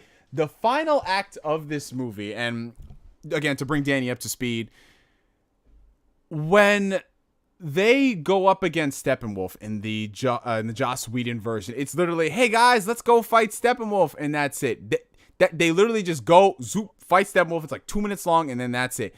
This one, there's so much more build up to it. Planning, obviously, they had to track down the mother box location. And then there's just this whole buildup, like, you feel like it's going on a suicide mission. You know what I'm saying? Like, yeah, we might not come back from this, but fuck it, we're going to do it anyway. And I got to say, like, this hour is fucking epic, man. Like, from the second that they all pull up and they have that Avengers Age of Ultron, like, team-up shot, the money shot. Like, I saw that shit, I was like, damn, that's pretty hot. Like, that shit was dope, man. I give him that. It's got some good stuff to it. I would have wished that the League had fought more than just parademons, and we had seen, that's all it was. Show off fodder, bro. It was just there. I mean, it was just there to show off the stuff like that. The entire fight scene's completely different because the whole League gets in there, but there's another element to the story that actually wasn't in the 2017 version, and that has to do with the heroes failing. Yeah. So the entire plot's going down and everything, and they're just like, okay, we're going to do this, blah, blah, blah. But they end up failing, right? And so the Flash sees that, and he's like, fuck it, I got to see if I can reverse time. And that whole scene with Flash doing that, as cynical as I want to be, yes, it would have been 10 times better if they had build up. That scene was fucking amazing. I'm not going to lie. That scene was dope. I loved it. I mean, yeah, it's like, wait, what are the rules in this universe to his powers? But seeing that unfold, like Run Barry, that version of basically Run Barry Run. Right. As awkward as it looked, the music was amazing. It was awesome. So like for me, I had like that whole final fight scene. Like, yeah, I couldn't nitpick, but that shit was amazing. You guys go ahead. Yeah. I gotta say real quick, that parademon that actually managed to shoot the Flash should have got a promotion, bro. Yo, hey, there you go. It's like fucking what's the Shadow of Mordor. Bruh, I don't know what he saw that he shot his ass in the rib like that, in the hip like that. I was like, yo, you need to promote this one. What's your name? He need to be bumped up. He a beast on the turret gun because he managed to hit the Flash ass. I'm saying, and it's so weird because in the original 2017 version, the Flash doesn't do anything in the finale. He doesn't. His job is to get this family to safety. That Russian family, man. Yeah, it's like, okay, good job, Flash. You participated today, you know. Whereas here, he fucking saves the universe. Whew. Yeah, crazy. Yeah, Danny, they added this random Russian family in the Whedon version to like try to give you the idea of the stakes, like the end of the people that live around there. And yeah, shit like you know, the literal end of the world isn't high enough stakes, I guess. Yeah. So you gotta the human emotion. Yeah, so it was literally a moment of I think when they tried to leave in the truck and the truck broke down. Yeah, so you had to push it. You have to super push it, right? And but yeah, regardless of that,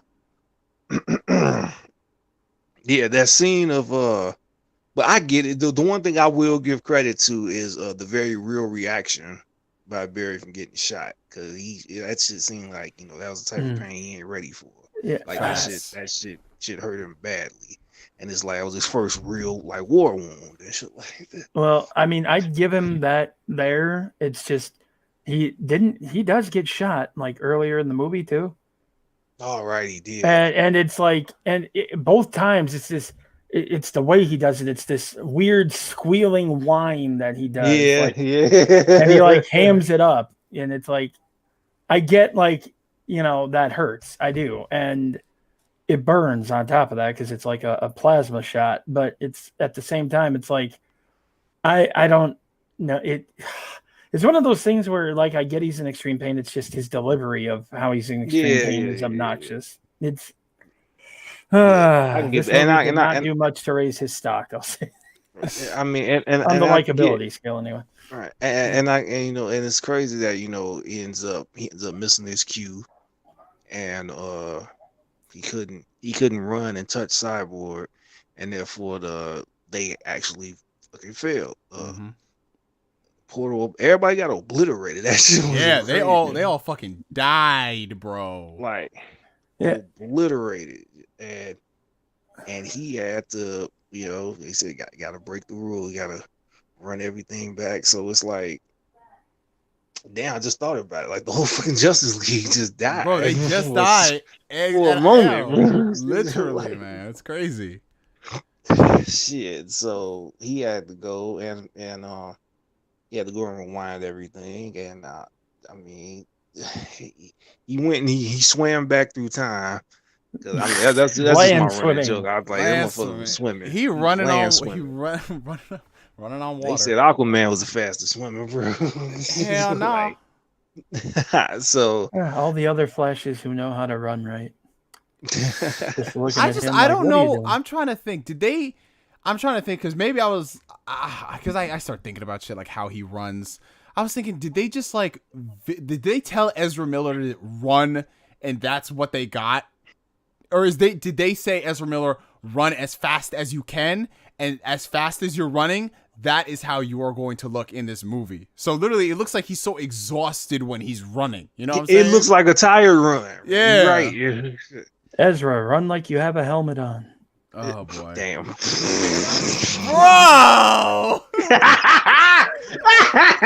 Yo! Hey, have you seen the way Zack Snyder talks to people? It wouldn't shock me. Bro.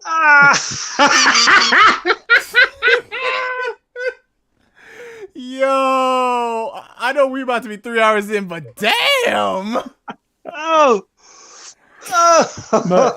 The other thing that does get to me, though, about him getting shot is just how fast he's running. You can't just say that shit and then go back to normal. We gotta catch I yourself. just did. Yo. Oh, Oh God, I'm about to. All right, what is this? This is 2 minutes 37 2 minutes 37 minutes. No, 2 hours 37. 2 hours, bro. 2 hours 30. I can't even focus. 2 hours 37 minutes. Oh my God. Chris, quick, Yo. make half of this in slow motion. Oh, there we go. Oh. But go ahead, But Danny. it's just how did he get? It's just the fact. How did he get shot? Like the first time I bought, just because he was kind of looking somewhere else when that happened, and I don't think he was like at full speed at that point. But here, like he's zipping at like full speed and everything, and even if that is a plasma shot, like he should see it coming. So it's like, what did he just somehow blank that out and then run right into it? Man, that Parademon was a gamer, bro. He was not playing, bro. Nah, man, he's like, he was straight up like, I got you in my sights. 13 wins in Fortnite, I guess. Hell yeah. Exactly. It was bullseye. He Got his ass. Yo, I'm still recovering, man. Bro, that's it. Like we've peaked this year. Oh shit, bro. Chris, what that made me think of? Man? Oh no! What is it? I have a feeling, but what is it? Oh man, remember South Park, the fractured hole? No, actually, no. I don't know where we're going with this. Go ahead. This is terrible because I was thinking something even just as bad. But go ahead. Nah, bro. I was thinking about Jimmy. They made Jimmy as the speedster, bro. Yeah. I can see that shit, Daddy. Oh my God, Daddy, you're so. Don't put that one, bro. Now you put that shit into the universe. Oh my God. All right, yo. Hold on, I gotta time somebody out there spamming in the comment section. Oh. All right, well, go ahead. Nah, I was just saying, it just made me think about Jimmy ass. This was the South Park game, bro. Like, yo, that literally is what it is. Damn, Danny. Ugh. Woo! Oh, I needed that. I'm about to be laughing about that shit for probably the next 2 weeks straight. Yeah, that's like. I think this That's is bad. like Wait till we do Cards Against Humanity on stream for yes, this is what we need to do. Okay, God, but Danny, bring us back while we're recovering. That shit going right up. The next to that damn pinata, bro. Ah! That's what I was thinking. Hell no, I wasn't bringing that one up, bro. I was like, no. If he brings that shit up, we are fucking canceled. But that shit, bro. I was like, I ain't bringing that one up, bro. That's what I was thinking. Oh. Nah, hell nah, bro. I don't think I've ever heard Rob laugh this much. My God. Oh no. Bring us back, Danny. Bring us back. Oh, I can't. I'm gone. Okay, all right. So, I was gonna say that's a perfect way to end the podcast, like on that note. But there is still, we still have that scene to talk about.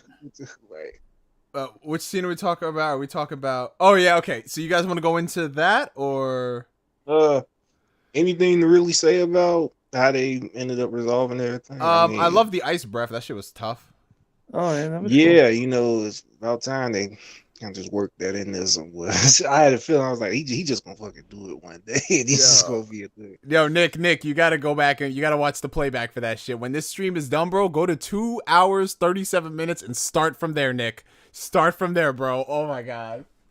Oh, because that's just think about it. I'm gonna start laughing again. Oh God. Okay, so anyway, all right. So So after the finale wraps up, Wonder Woman cuts his head off. Darkseid's like, all right, we'll be back. We'll use the old ways, which, okay, threatening Darkseid, whatever you say, bro. It pretty much wraps up the same way as the original Justice League, except Cyborg's father does the voiceover narration, which makes a lot more sense than Lois Lane. And yeah, it pretty much wraps up like all hunky dory, yay, hooray, blah blah blah blah blah. But then there's first off, like this is my problem with the movie. It tries to be like Lord of the Rings, Return of the King, which, you know, that movie had like 4 endings, but they were really It good. really did, and I watched Yeah. that last year. Well, they had 4 places where you could end it, but Yeah, you know, exactly. each one made sense to keep going. Exactly, yeah. So it had 4 different endings because it was resolving this 12-hour arc, this journey. But this movie, it has, so it ends, and then there's this it's not even a post-credit scene because the credits don't roll, but there's this scene involving Lex Luthor Jr. and Deathstroke on the boat. Now, this is a scene that we saw in the original Whedon cut, but it has a completely different context, and it's much longer in this version. So in the Whedon cut, it's basically a tease like, oh, we should assemble our own evil Justice League. Oh, ha, ha, ha, ha. Who talks like that? Can I just state for the record? Can I just state for the record that they should have done the Legion of Doom instead of Darkseid, but they was too busy trying to. Yeah, they should have built up. They should have built up like smaller villains and then the big bad instead of hey big bad, because now they fucked up the power scaling in this universe. Because if it's not Darkseid, they really should have done the Legion of Doom first. Like literally, are we gonna have Brainiac now, man? Yeah, like you can't do Darkseid and have Superman get washed by Darkseid, and then do someone else who's not on the level of Darkseid and get Superman washed by Darkseid. I mean, that's what they did in the comics because they fuck up his power scaling all the time. It could have been plain as day. They could have been you could have kept tab on your heroes and the villains. The heroes are going to the Justice League. The villains are going to the Legion of Doom. Had that shit come to head in the Justice League movie, I would have loved it. Bro. Right. One person from each side. It's almost like It's almost like the fates would have been playing chess. You got Superman here. You got Luthor here. Batman here. Joker here. Flash. First Flash. Wonder Woman. Exactly. Cheetah. Like they it could have been like a chessboard, bro. Man, I just had this mental picture of Jesse Eisenberg and this big death robot, and the green and purple one he always in. Yeah, I don't know if I'd survive that. That could kill me. Oh boy, and that green and purple ass power suit, bro. Yep. But yeah, so they could have had Bryan Cranston, man. Oh no, I'm actually glad they didn't because they would. I know, but it's like right? When he offers, why would you? Yeah. True. True. He put it out there. Yeah. So anyway, okay. So back on point. So basically, in the original version, they tried to bill it as, "Oh, we're gonna build up our own league." Ha ha ha. And there was also kind of a segue into it's not happening anymore, but the Ben Affleck Batman movie because Deathstroke was going to play a role in that movie, which would have been cool to see. Like, yeah, they tease him here and then he's in that movie because he has a vendetta against Batman. Now, in this version of the movie, they don't talk anything about that league, but Jesse Eisenberg is like, hey, this is the identity of Batman. He's Bruce Wayne. And then Deathstroke's like, huh, interesting. And then, again, it's just like, okay, two movies that are never going to happen again. Which sucks. It was supposed to be setting up for back when. Wasn't that back when Affleck was supposed to direct and direct, write, and star. Which I still to this day that would have been something because he is a good director. But in this version, they have that scene which really means nothing. But then you move into another scene, which is back in the Knightmare setting, right? And it has Batman, it's got Cyborg, it's got Flash, it has Mera. It has fucking Deathstroke as well, but you can tell we see him again. That was just sort of out of place. Leto was indeed a mistake. Yeah, it happened like the next one, like literally the next scene. You could tell it's been years because he has a different hairstyle and everything. And Flash, that shit look weak, bro. It's the weakest fucking mohawk. It's so bad. Like why does she look so fucking fluffy? it's like well coiffed. You know? What the hell? Yep. So then they have that scene where they're there and you could tell they're like trying to survive because this is like the Mad Max version of the universe. And they start talking and all of a sudden, because I guess everyone's on edge, Mera says, something along the lines of, when have you ever felt the loss of somebody you love? And then you hear this, I don't even know if you can call it a cackle or a laugh. You hear something that sounds so off-putting. You turn around.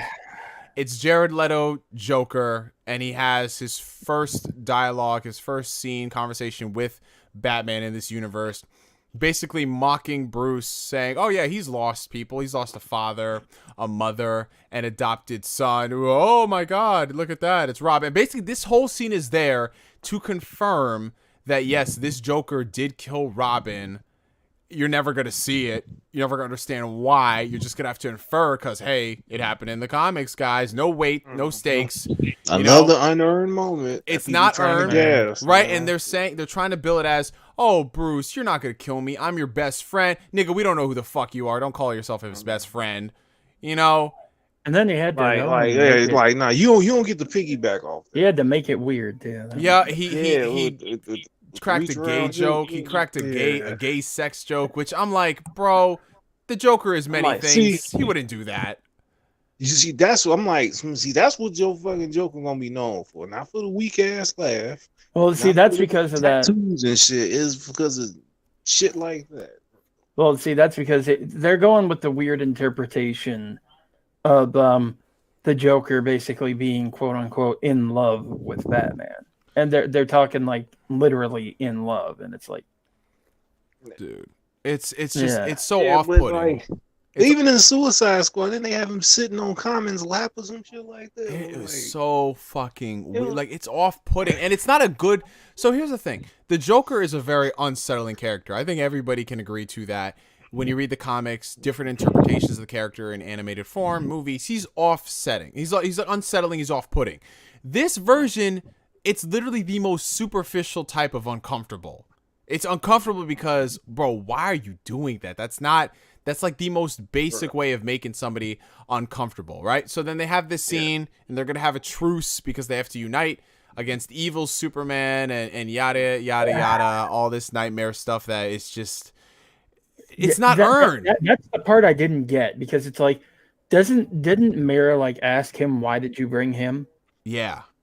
And it's like, okay, so if Batman's the one who brought him, wouldn't that imply that they already have a truce? Yes. Yeah, I was just exactly. Oh my God. So why are we all here right now? You talking about now there's a truce? Like, once you have this card, the truce. Unless it's one of those, again, you have to infer that they had a verbal truce, but now there's tension. So here's a card to confirm it. And again, it goes back to what I was saying, you guys. I would not have a problem with this if he had at least built all this shit up. So I might not agree with this interpretation, but I can understand it in the context. Context is always key with like making questionable decisions. You know what I'm saying? But they didn't. So all we have is what's here, and it's just, this is the worst Joker. This is the worst fucking Joker we've gotten. Yeah. Still, they gave him a second chance, and it was still fucked up. I still say Jim Carrey was the best Joker. Yeah, he was the best unintentional Joker, bro. Unintentional Joker, absolutely. But yeah, this whole Knightmare thing, it's leading towards injustice. Again, would be amazing if they actually fucking built this shit. So yeah, someone take over. Doing proper injustice. Yeah. Anyway. And here's one thing I will say, and then you guys can have a field day on this.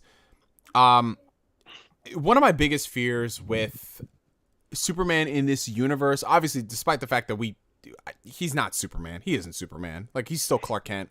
You know what I'm saying? He hasn't done Superman shit. Exactly. My biggest fear is that they would somehow find a way to tie him down and ground him, right? And at first, I was thinking, okay, they're going to ground him from his power base. Maybe that might be what they were doing. But I saw Man of Steel. Obviously, they didn't do that.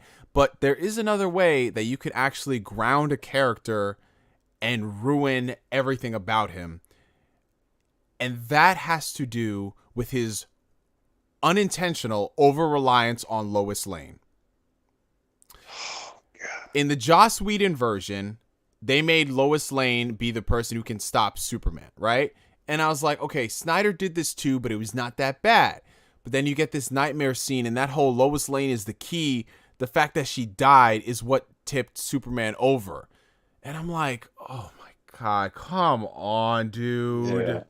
Like, for like the past decade and a half, Lois has been getting fucking smoked in Elseworld stories, bro. Yeah. and almost all of them lead the same fucking direction. It's like there are two things in the DC universe I am so tired of seeing. And it's funny because they go hand in hand with each other. The over-reliance on Lois's death, creating an Elseworld story, was Superman is evil again. I am tired of both of those things. Like, I'm exhausted just thinking about going through that shit again. It's just like, what if Superman was evil? Was like the laziest thing, because we've seen it. We've already seen it in DC Comics. We've already seen it in other comics. I mean, there's a successful video game series. Look at in Marvel, even Hyperion. You know, look at Invincible. Look at The Boys. Look at all these popular media out there where they've done quote unquote evil Superman. You know, it's a concept that's been explored to death, and DC, of all people, is the last place that needs to keep exploring that. Exactly. It's old as shit. Like, I'm so tired. It's like I shake my head every time. Because nobody really does anything different. It always kind of ends up the same. Well, I almost said something, but y'all be sure to check out Superman and Lois. Yeah. But I almost said too much. But also check out Lois and Clark if you can find it. Yeah. But it's mostly done the same way, and it's like it's old, man.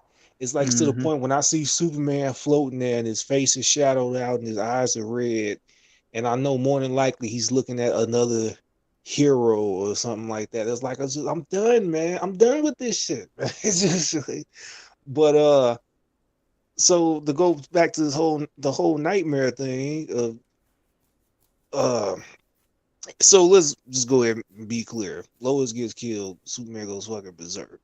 There's probably a little bit of fluffer in the middle, but in essence, that's what it's going to be. I mean, and again, I say this is what Snyder said he was going to do. So, like I said, he kind of spoiled his Snyder Cut years ago. So, I always assumed that it was actually less that he went berserk and more she dies and he can't save her, and that's when Darkseid swooped in with the anti-life equation. The anti-life equation. Yeah. I mean, basically, but it's like it's shoulder to shoulder like that, though. I mean, that's literally what Snyder said he was going to do. But and remember, Danny, we ran it on that like 2 years ago. Yeah, I know. And honestly, especially if he's going to use the anti-life equation anyway, doesn't that kind of make Lois's death even more unnecessary?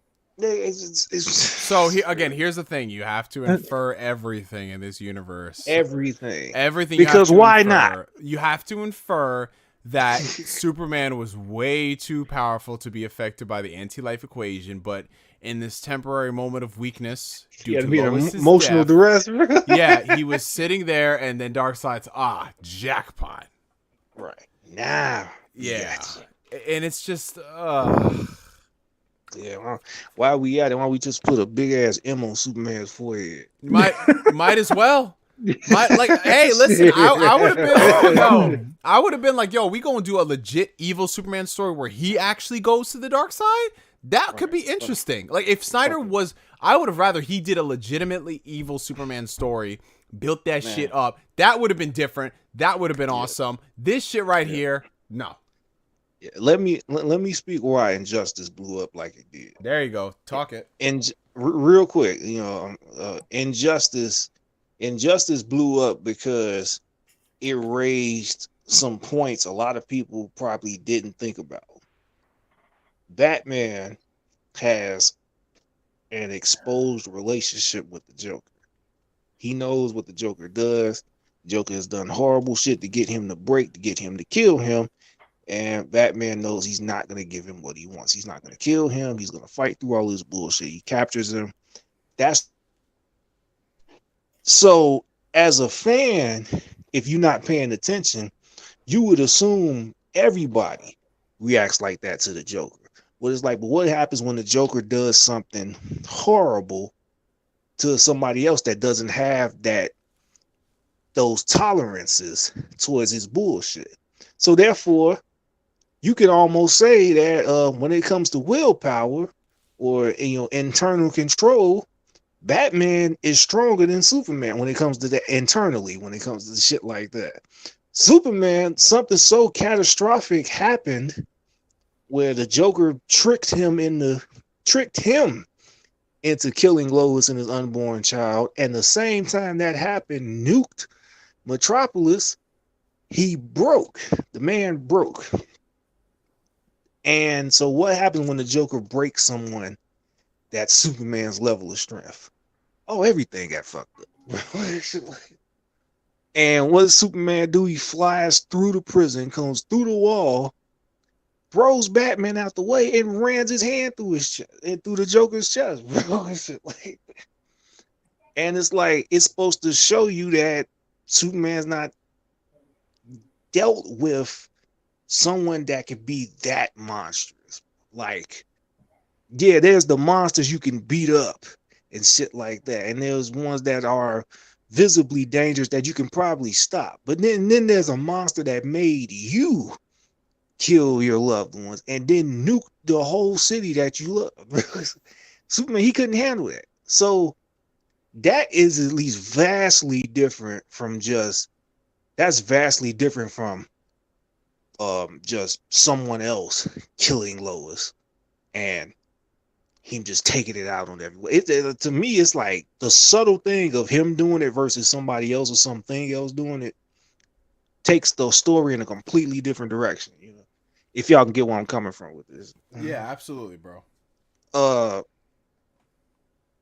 Yeah, and I think, Chris, I think that's actually what they were trying to insinuate, is he probably had to be in mental duress, because why would Darkseid do it at that moment? So he probably did have to be in some type of emotional duress for the anti-life equation to probably work. Yep. But yeah, you know what? I just thought about it. There was one word we missed from that Snyder interview. He said Superman would succumb to the anti-life equation. Yep. And there we go. So there you go. Yeah.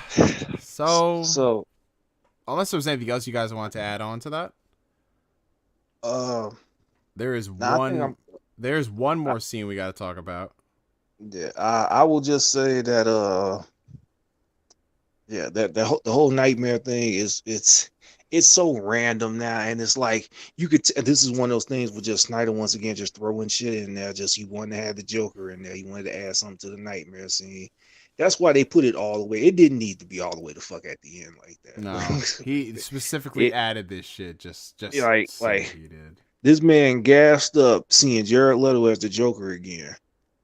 And that was all the screen time he had, and then they got all those random photos and shit. Like the whole Jesus photo ended up having nothing to do with his cameo and stuff. Yep. Like, speaking of Jesus imagery, how many days went by in the story before they finally resurrected Superman? I want to say it's been a few months. I don't know if it's been a whole year. No, I don't mean how long has Superman been dead. I mean, from when he got from the resurrected. start. I mean, like how many days had gone by from the start of the events in Justice League to Superman being resurrected? Oh shit! Probably a couple days, bro. If that. I swear to God, if Zack Snyder rose him on the third day, I'm gonna scream. You know what? I am actually going to go back and rewatch the movie because I do want to see the final scene, and I can't just watch the final hour. I need the build up. It wouldn't shock me, but the fact that he did have him do the Jesus pose in space was like, they got to work it in every time. Exactly. Zack Snyder is not subtle with his imagery. If you guys couldn't tell by now, but I was just sitting there waiting for it. But then again, what does that say about him working this imagery in here, and then he cuts this man out? Well, because he's doing it as I guess I don't know if this is the right term, Danny, but like an allegory to he's a god, but we can cuck God. You know what I'm saying? Yeah. Can I just say? Oh God, he was gonna. You remember that draft he had for Justice League 2? Oh God, where Lois was gonna be pregnant with Bruce's baby. No. So no. So bro, that was a draft. But I know there was a romance between the two, but then Bruce was just like, no, I can't do this. But I didn't know it went that far. I knew was that. about to be Yeah, great. I knew Flash that literally Lois. tells Bruce that it is his baby. I thought that Yeah, Lois and Clark was having a baby, and then that baby would end up being the new Batman. That's what I heard. Clark shows up at the end and decides to, because it was supposed to be the death of Batman, and then Clark was gonna show up and then I think get back with Lois and then take care of Bruce's kid. Oh God, I didn't know that. Which is Yeah. why they make him the new Batman. I because thought that Uncle Bruce is actually Dad. Oh, okay. So I knew. So yes, he quite oh. literally was going to, quote unquote, cuck God. Oh God, I knew that there was gonna be a kid. I knew that I knew that Lois's kid was going to be the new Batman in honor of Bruce. I did not know there was that. I also knew that there was this planned romance, but then Bruce was like, "No, Snyder was legit teasing a Bruce and Diana romance, and he had a Bruce and Lois fling, and he was literally just gonna have that man cuck everybody, wasn't he? Yeah, it's like they gave this motherfucker the rights to Batman. He just went fucking insane. Oh God, that's just Jesus Christ. But anyways, all right. So moving right along, this is the last thing we'll talk about before we do our retrospective. There is one more scene, and actually Bruce wakes up. Oh my God, this scene made me laugh so hard. Right, it wasn't supposed to, but it did. So this was a scene that Snyder. Here's the weird thing about this scene. All right, so the scene Bruce wakes up after having this. I'm not trying to make a joke here. After having the nightmare, and he wakes up on his nice fucking. Bruce has got a nice fucking house. I'm not even gonna lie, you guys. Yeah, that was a nice. That's not even the main house. That's just a crash pad. Yeah, that's a nice fucking spot, man. And then he just goes outside, and then he's greeted by Martian Manhunter. Just casually greeted too, just so casually. Yeah, because Martian Manhunter has been here this whole time. He's actually been masquerading as the army general dude from Man of Steel, which under normal circumstances that would be fucking dope as shit. But then you start asking some questions. Like you could almost suspect it when you think about it. Yeah, it's like no, but Snyder did say the reason why he did that was because of a fan theory. He did come out and say that, which I think is kind of cool. But the thing about this scene is it opens up a lot of questions. Well, just Martian Manhunter being here this whole time opens up questions because you're like, wait, why didn't you help out during all the shit that happened? But then you have to infer, well, maybe he felt the world wasn't ready and then he felt confident with Superman, whatever. But he just comes here just basically to tell Bruce, your parents would be proud of you. Thank you for assembling the League. There's more work to be done. And then Bruce just awkwardly says, thank you. And then that's the end of the movie. Now, and then I'll be helping you from this point on. Go ahead. Yeah. Man, I can't figure out. See, so many. Every time they reveal that there's been another hero that's been here this whole time, I can't. My brain immediately goes back to, hi, remember when the Kryptonians invaded and started terraforming the planet? Where the hell were you? Dude, it's like there's a reason why when Marvel finally decided to introduce the Skrulls of the MCU, these motherfuckers weren't powerful as shit. So yeah, you're like, all right, fine, I can get that. But Martian Manhunter just be chilling. And here's the funny thing about that scene. That scene was originally going to be Green Lantern. But WB stopped Snyder, said, no, we have plans for Green Lantern. We don't want the first introduction of Green Lantern post Ryan Reynolds Green Lantern to be in this. So Snyder's like, okay, fine. I'm still going to film the scene anyway with the stand-in. That's why if you look at the scene, it's so vague. Like, it's not like, it doesn't seem natural. It doesn't seem natural like, oh, Bruce is having a conversation with an extraterrestrial. Bruce almost looks like he's annoyed. Like, yeah, exactly. So it was supposed to be Green Lantern. Oh, that was weird. It's so weird that now they're both interchangeable. So Green Lantern probably would have done the same thing and just said, I'm here to help you guys. Where the fuck were you this whole time?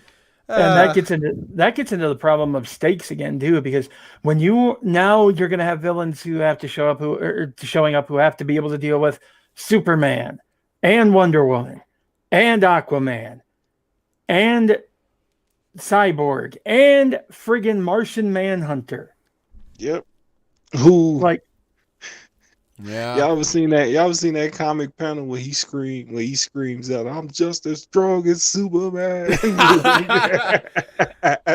It's just, I mean, how are they gonna realistically create those kinds of stakes at this point? Exactly. They can't. They can't. You did too much too soon. I Should have mean, been gradually. yeah, literally, like even for Darkseid to be able to invade and just like apparently according to those visions or whatever, just kill them off one by Still one. whoop That doesn't that make ass, sense. bro. Like, what That the still fuck? doesn't make sense. Like, especially like, oh God, like even just trying to fight him one by one, he'd eventually get worn down. Mm-hmm.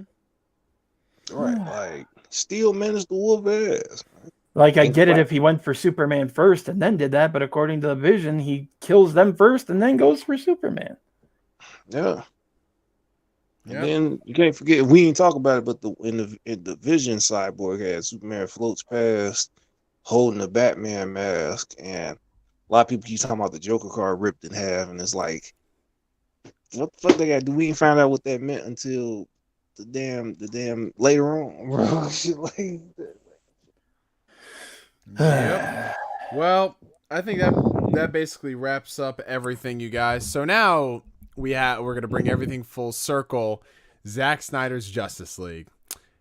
Overall, as harsh as I was about this movie, I am viewing it more towards what it could have been rather than what we got. And for what we got, I think the movie itself is fine. It's not offensive. It doesn't insult my intelligence, but that is with an asterisk attached to it. That is with me already knowing that it's coming off of a really bad previous movie. This is the better one. I had a lot of fun watching some of the scenes in this movie. I thought they were pulled off very well. Some arcs were done very well, but knowing the person that I am and just growing up with a lot of these characters and seeing them done so well, I've been like dreaming and salivating for the day that we would get the Justice League, because when I saw the Avengers, I was gassed up. I was like, oh my God, if they could just do this thing with the Justice League, like we all going to be eating good regardless of Marvel and DC.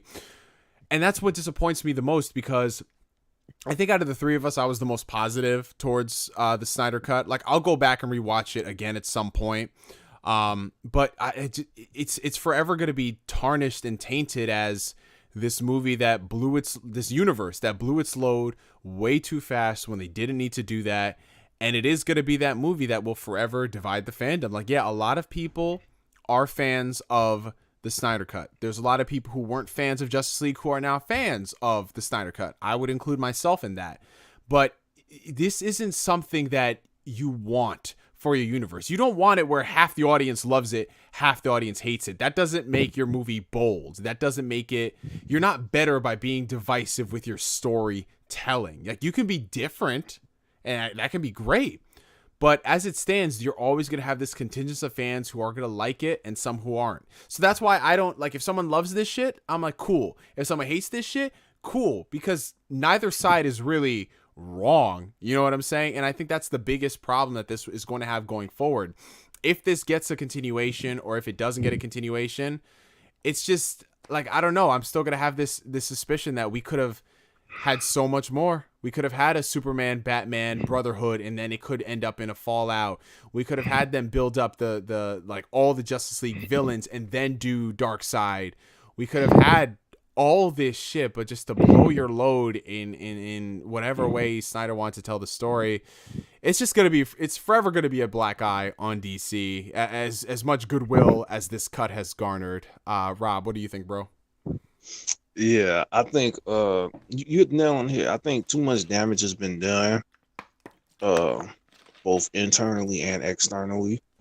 I think it's not fair to any potential new employees to want to smother them, to have to, if you want to make something mainstream DC, to smother them to have to work within, what Zack Snyder did. I think that's in completely handcuffing them. That's why they just going ahead and announcing so many Elseworld films. The problem is this. I would have not given Zack Snyder the whole DC universe. I would have made him one of the directors that handles a character, sure, I would have not given him the whole DC universe. And especially if you know you're gonna leave it to him to introduce these characters and just give the football to other directors and stuff, because that wasn't gonna work out. We saw that plain as day with how Aquaman ended up. You know? Mm-hmm. That just wasn't going to happen. Too much has been done. Too many storylines have been ruined already. I don't care how many excuses people make about Doomsday. Oh, he could regenerate. He could come back. Well, it's Doomsday. It's the death of Superman. You did it once. You can't do it again. That's done. You know, you already have an unearned reflections on the Batman Superman relationship that we didn't see. We ain't see all this that built this friendship they got now. We haven't seen that. We haven't got to embrace the Trinity. You know, the Trinity people like to gas up a lot. You know, the DC's Trinity: Batman, Superman, Wonder Woman. We never got to see them be great. You know, like, and there's so many other things. There's Darkseid. There's the new gods. There's the old gods. There's the anti-life equation. It's so many. Just. You ever know somebody that buys a lot of stuff and like just kind of opens it all the same day? They don't eat it all, but they open it all, and it's like, you know, why is you got all this shit open already? It can't be tampered with no more. And I think it's put everything in a position where I'm glad Zack got the closure. He's got complete closure. And if he really thought he gonna put this shit on a cliffhanger, hoping that people can thug them into letting them do another Justice League, so I don't think it's gonna happen this time, because they really about to just try to move forward. And I think for the sake of everybody else, I think they just should. You know, the best standpoint that Chris just said is, why would you want to keep this going and keep your audience split in half? Because like I said, there's a chunk of the DC audience that don't like this take of the universe and stuff.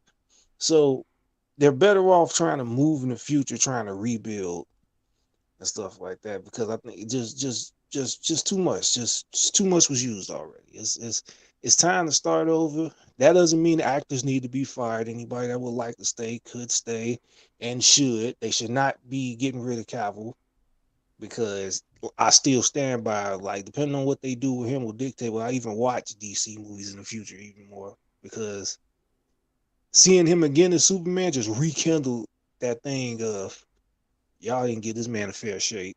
So in all, a retrospective of this thing, some ideas were out there. Visually, some contributions were made.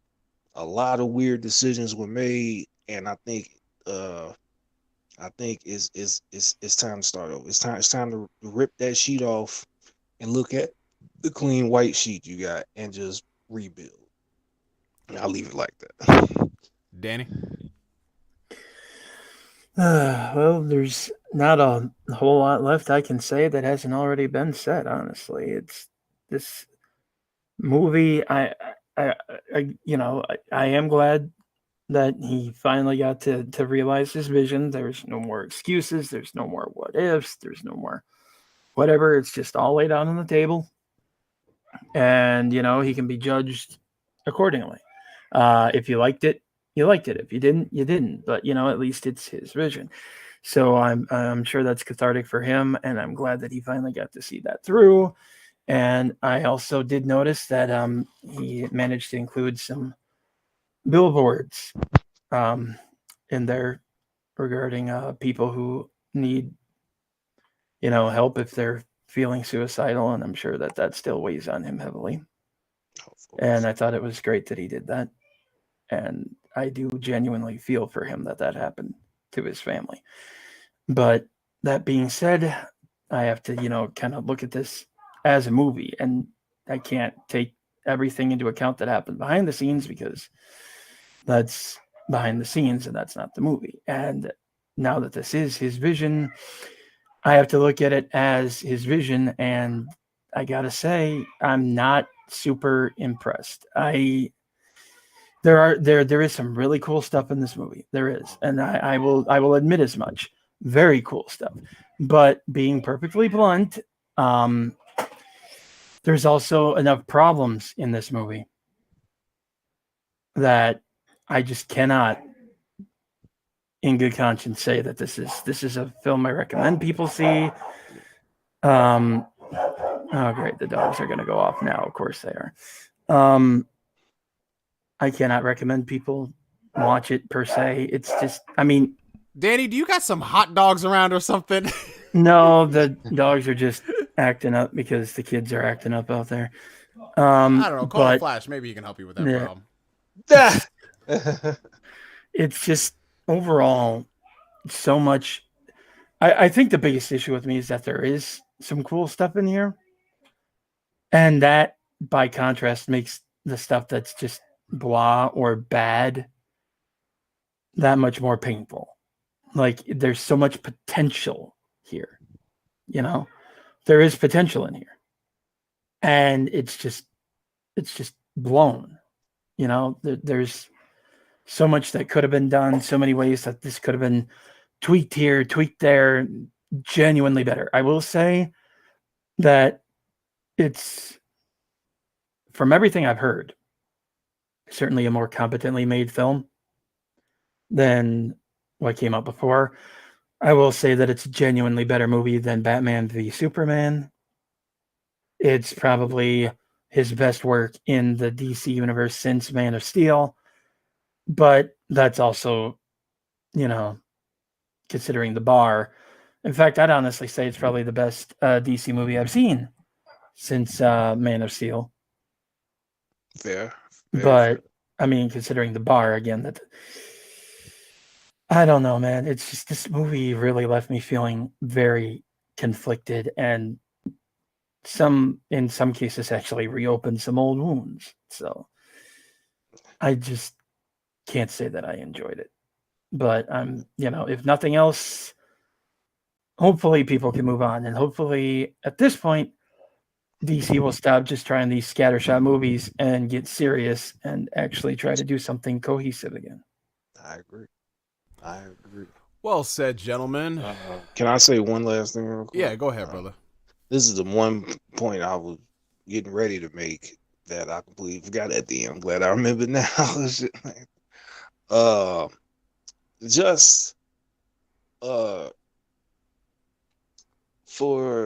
For those out there, I mean, people throwing around the term like masterpiece and all that stuff. I'm not gonna. It's nowhere in my range for me to dictate whatever someone's particular taste is. But just to kind of throw this out there, this is something to think about. Everybody's saying, like, everybody's that's just genuinely excited and they're saying greatest comic book movie ever. The usual terms that fly out when there's a successful DC film. And I single out DC specifically because there is a history when DC has a successful movie, the amount of gas and goes through the roof. And that's just me stating off the history. But you have to look at it as like, this is in so many ways a complete Snyder film, a complete idea, or at least some aspect of it. Yeah? And you have to raise the question that, like, are we saying that Zack Snyder needs 4 hours to tell superhero movies? This is not a luxury that will come again. If he was to continue, they're not going to give you 4 hours again, at least not in the theaters. Nah, you can't. So it's like if Snyder did stay on to be able to tell, and even then, Chris pointed it out earlier, it was 4 hours and it still was rushing at some point. So is 4 hours not enough for him to be able to tell a complete superhero film and stuff like that? That's why earlier I said I had two fears. I feared what a 6 hour version of this looked like, and I feared what a 2.5 version of this looked like. Because I don't know what exactly all do you cut outside of the slow-mo. I'm like, if you cut the slow-mo out, you still left with about 3.5. And I still say, for the sake of what you're trying to say, you need that. And it's like, so it's just really something to think about. Like like people like you cannot fully compare the Snyder Cut movie to every superhero movie because that's usually the thing. Oh, this is better than every MCU movie at all. None of those movies are 4 hours. This is a director's cut. A director's cut gets certain advantages. So it really needs to be contemplated, the idea that, like, if he continue, he won't keep getting 4-hour movies. It's just like, will he be able to cut this down and still be able to tell the story he can? I doubt that he could. And this is me specifically, I already paid my respects about everything on the personal side, because another thing I don't like is people trying to use the personal thing so you can't speak about the work because of personal issues. That's ridiculous. It really needs to be considered, the fact that 4 hours will not be rewarded every time Snyder would do a movie, a Justice League movie and stuff. So there's a possibility that, like, for the sake of continuity, or for the sake of just continually going, it's probably best that he just kind of pulls back now. I mean, maybe you can work something in where you can give him a character to do movies for. Maybe. But no, not running this whole universe though. Like, no. That's a great way of putting it, bro. And I think it is true. It encapsulates everything about this story, because he started out doing Superman, and then he's tackling the Justice League in his next outing. That's essentially what he's doing. So he's trying to tell a movie about DC when you can't really do that in a movie. Like, that's something you can do in TV shows, because you're afforded multiple seasons, multiple episodes where you can have different characters be the focus for a period of time. I think in an ideal world, to tell this kind of story he wanted to, it would have been better as a TV show. But the fact that we have movies, from a narrative standpoint, it doesn't, like, it's abusing the audience's time. And you're also, it's still held back because it is a movie. So there is, like, a certain extent, with length, that, yeah, you're going to have to, you got to cut some stuff.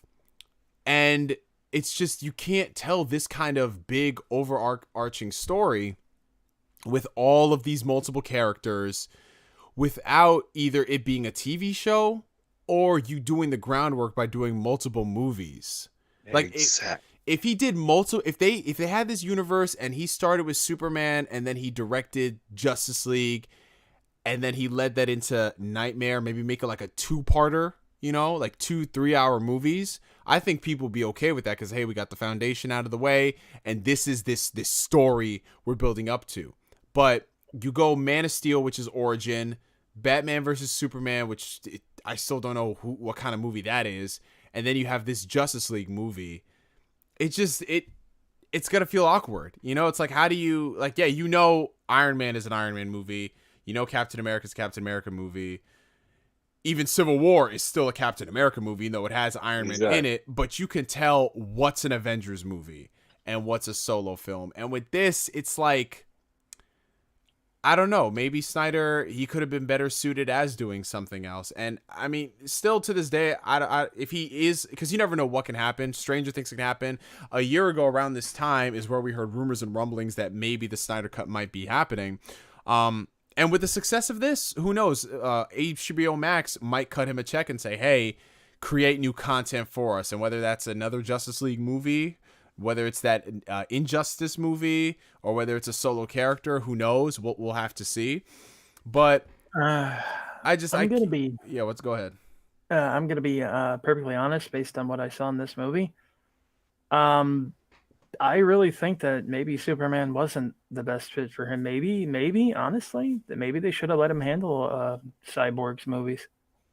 Could be. Because he did really well with him in that short amount of time. So. Yeah, it's true. But until that day comes, you guys, this is just all we got. Zack Snyder's Justice League. Appreciate, first off, my co-host Danny and Rob for rocking with me through this shit. 3.5 hours, and we still got to the point before Zack Snyder did. And to everybody in the comments section and everyone who's been watching this whole time, thank you guys so much. If you're watching this right now and you're just enjoying it as a podcast, comment down below so we know you're there. We thank you guys from the bottom of our heart for just rocking through us with this shit. I know it was kind of spontaneous and not planned, but you guys keep this shit going, man. We appreciate that. But I'm getting pretty tired, you guys. So I think we call it a night. What y'all say? Yeah. Why not? I'm feeling good. All righty. So I've got the Twitter, I see I've been going on for so long. I don't even know the Twitter handle is right below on the screen. If you want to follow the boys, Danny is swolf712, and then of course we got rots112. You guys know me, NeoGameSpark. And yeah, signing out for these guys. I'm NGS, blah, blah, blah. Y'all know the whole stick by now. I'm exhausted. Yeah, we done talking, man. Ain't no more talking. All right. Till the next time, you guys. Peace. Peace. See ya.